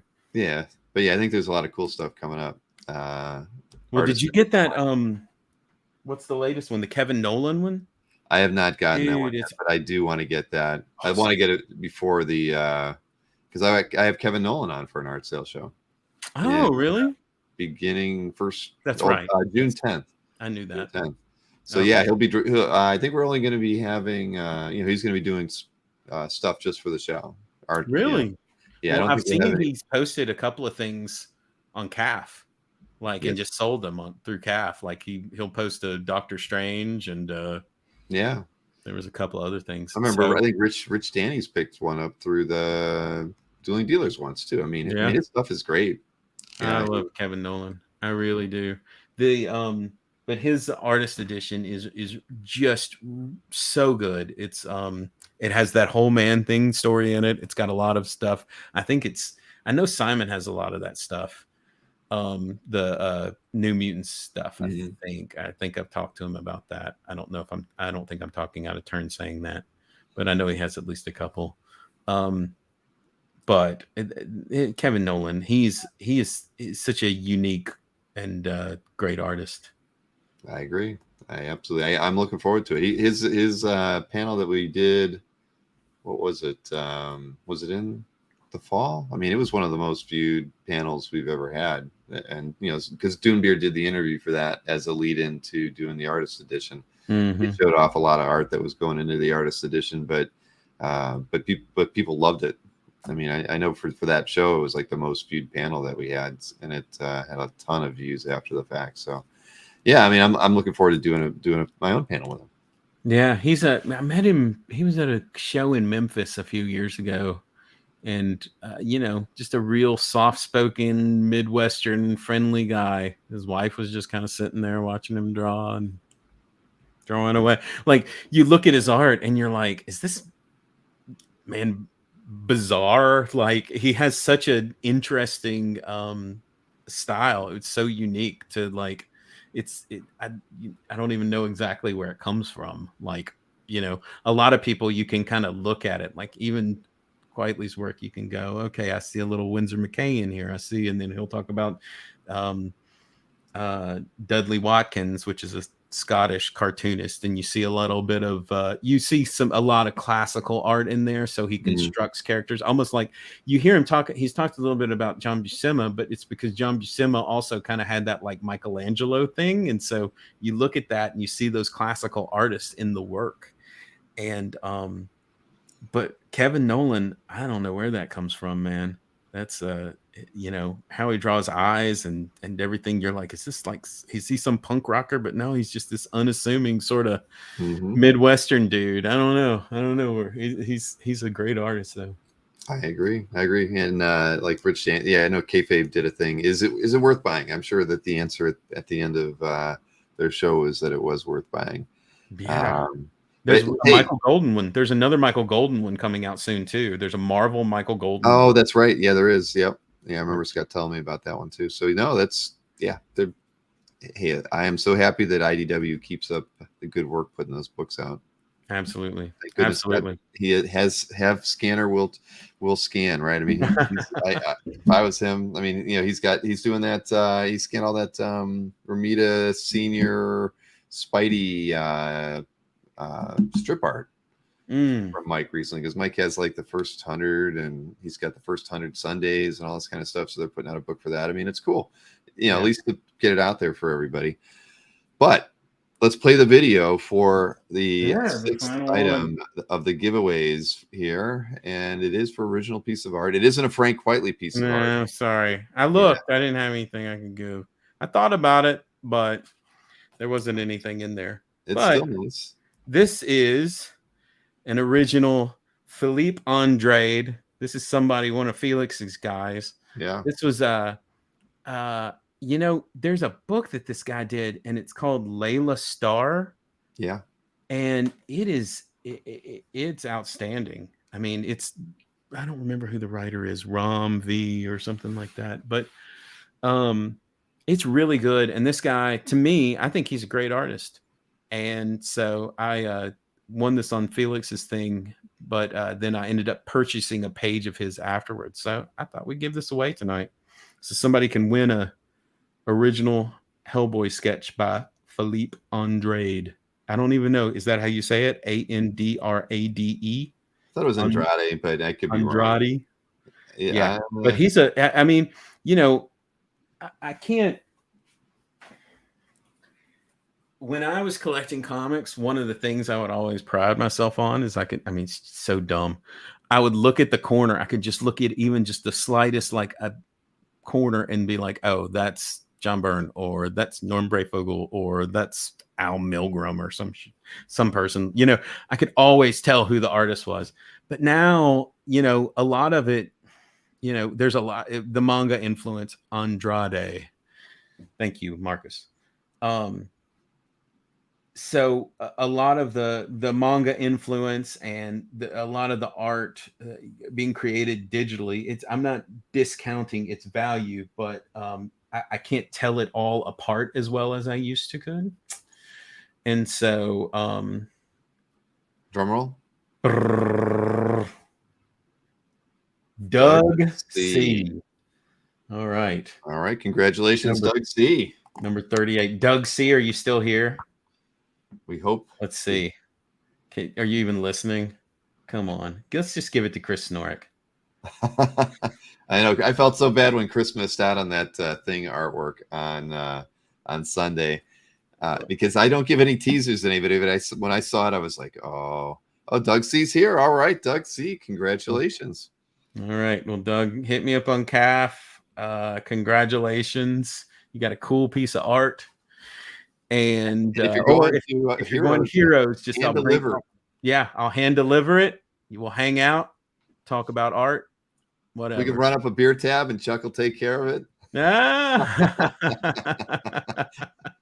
Hilarious. Yeah. I'm the one who should be carrying the drink coupons or tickets or whatever they'll give me this time around. We'll see, because I'm supposed to be like, at the bar on Thursday night at Heroes. I think it's going to be the same place, and I'll try to make sure I get a strip of tickets to hand out to everybody, so we're all pleasantly. Funny, like how last year we all sort of didn't know each other as much. Like it was kind of the first thing, like that. Yeah, but it felt like we all knew each other after all. Yeah, it only took a few minutes. I was surprised, to be honest with you, that like you and I guess maybe I don't chat as much as other people do, but like I'd bought some things off of Dueling Dealers, and so kind of you knew who I was, but like and then I start talking to Snorik, and he's like, "No, I know who you are, dude. You're badass. You go in there and snipe those, get art at the last second." And I was like, "What are you talking about?" Like, and then I hear other people, and they're like, "Oh yeah, we have a text chain that we do during Dueling Dealers," and like all these. Oh yeah, there's all these secret groups that are out there on Facebook. The messaging groups. I think it's funny. I think it's awesome that that they're all talking. They're talking in the chat, but then there's the ones that don't want you to see what they're talking about, and that's okay. Hey, that means that there's a lot of interested people out there, in those shows, and I'm sure it happens all the time. I think, but again, it's cool. How many people do you? I always think our community, like not just the comic art fans community, but the original art collecting community. It doesn't. There can't be that many of us.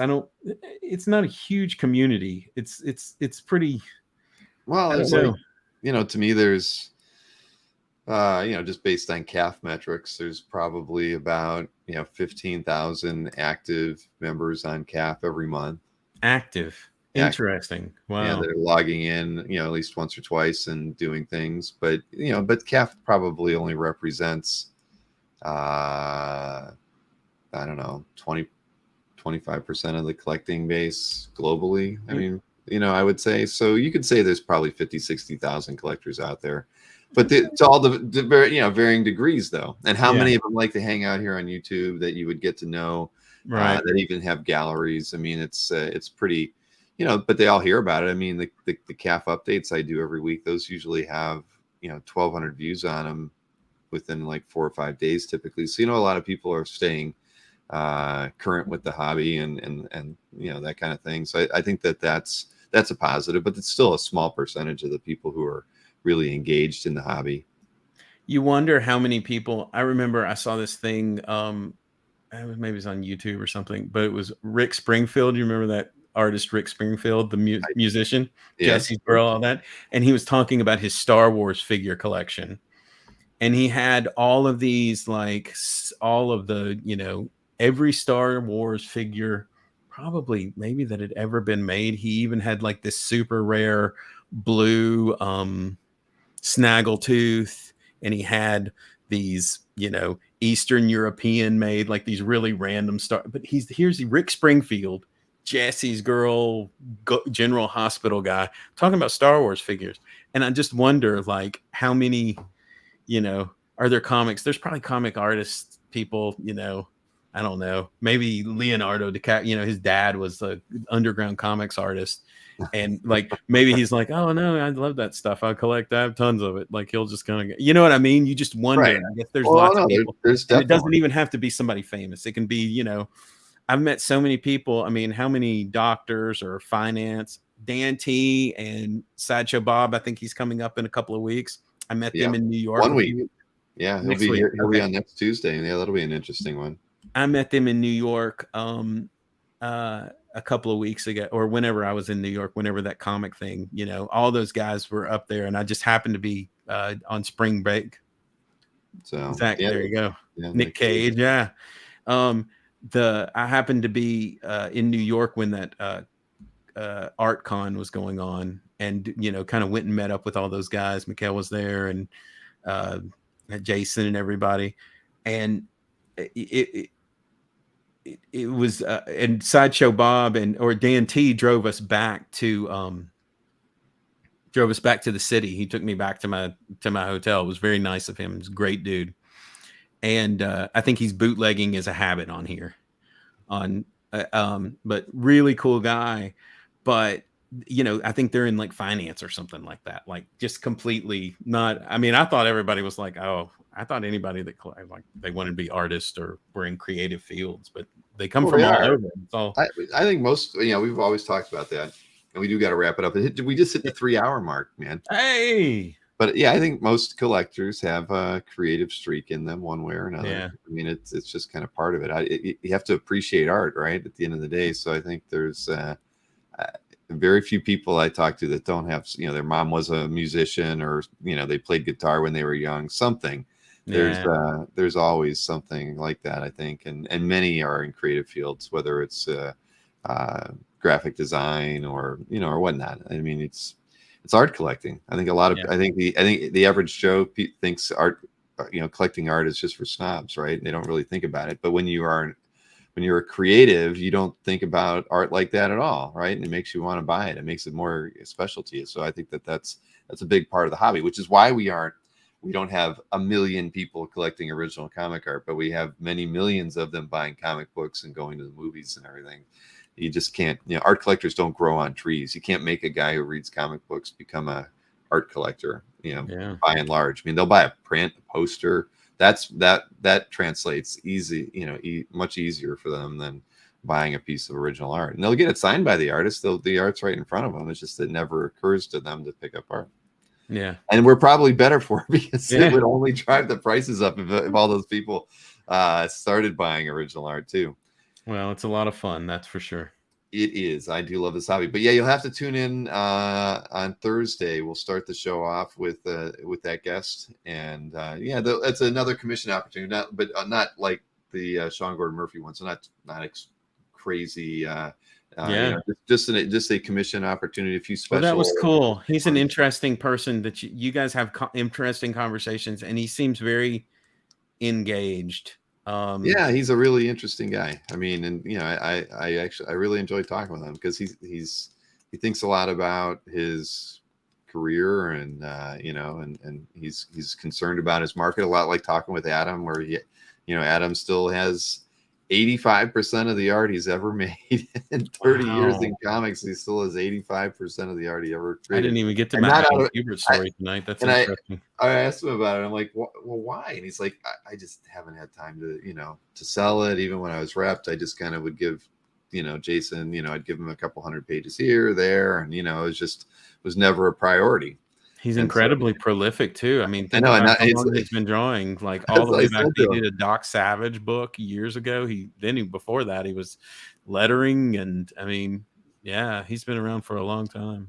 Right. That's why I said I should do the next show at his place, because then we could, where he brought a few things that people wanted to see. I could just start going through flat files and be like, can I show them this? What about that? And so we'll see. He actually thought it was a good idea to do the show at his place next. So maybe. Anyway, Chuck, man, this is a lot of fun. I'm looking forward to Heroes. Yeah, for sure, Bill. Well, thank you for having me here. I really appreciate it. We got to remind everybody who picked up any of the giveaways today. You just go to Chuck's gallery over on CAF. And shoot him an email, and he'll either arrange shipping, or if you're going to Heroes, you can pick it up there. Yep. However you want to do it. All right. Well, thanks for hanging out, everybody. We sincerely appreciate it. We know you had other viewing alternatives this evening, but for those who stuck it out with us, thank you very much. Chuck, again, we're going to have a great time in Charlotte. Sure. Well, thanks for staying on so long, Bill. I appreciate it. 6 weeks. Not a problem, man. All right, everybody. Good night. We'll see you again tomorrow night on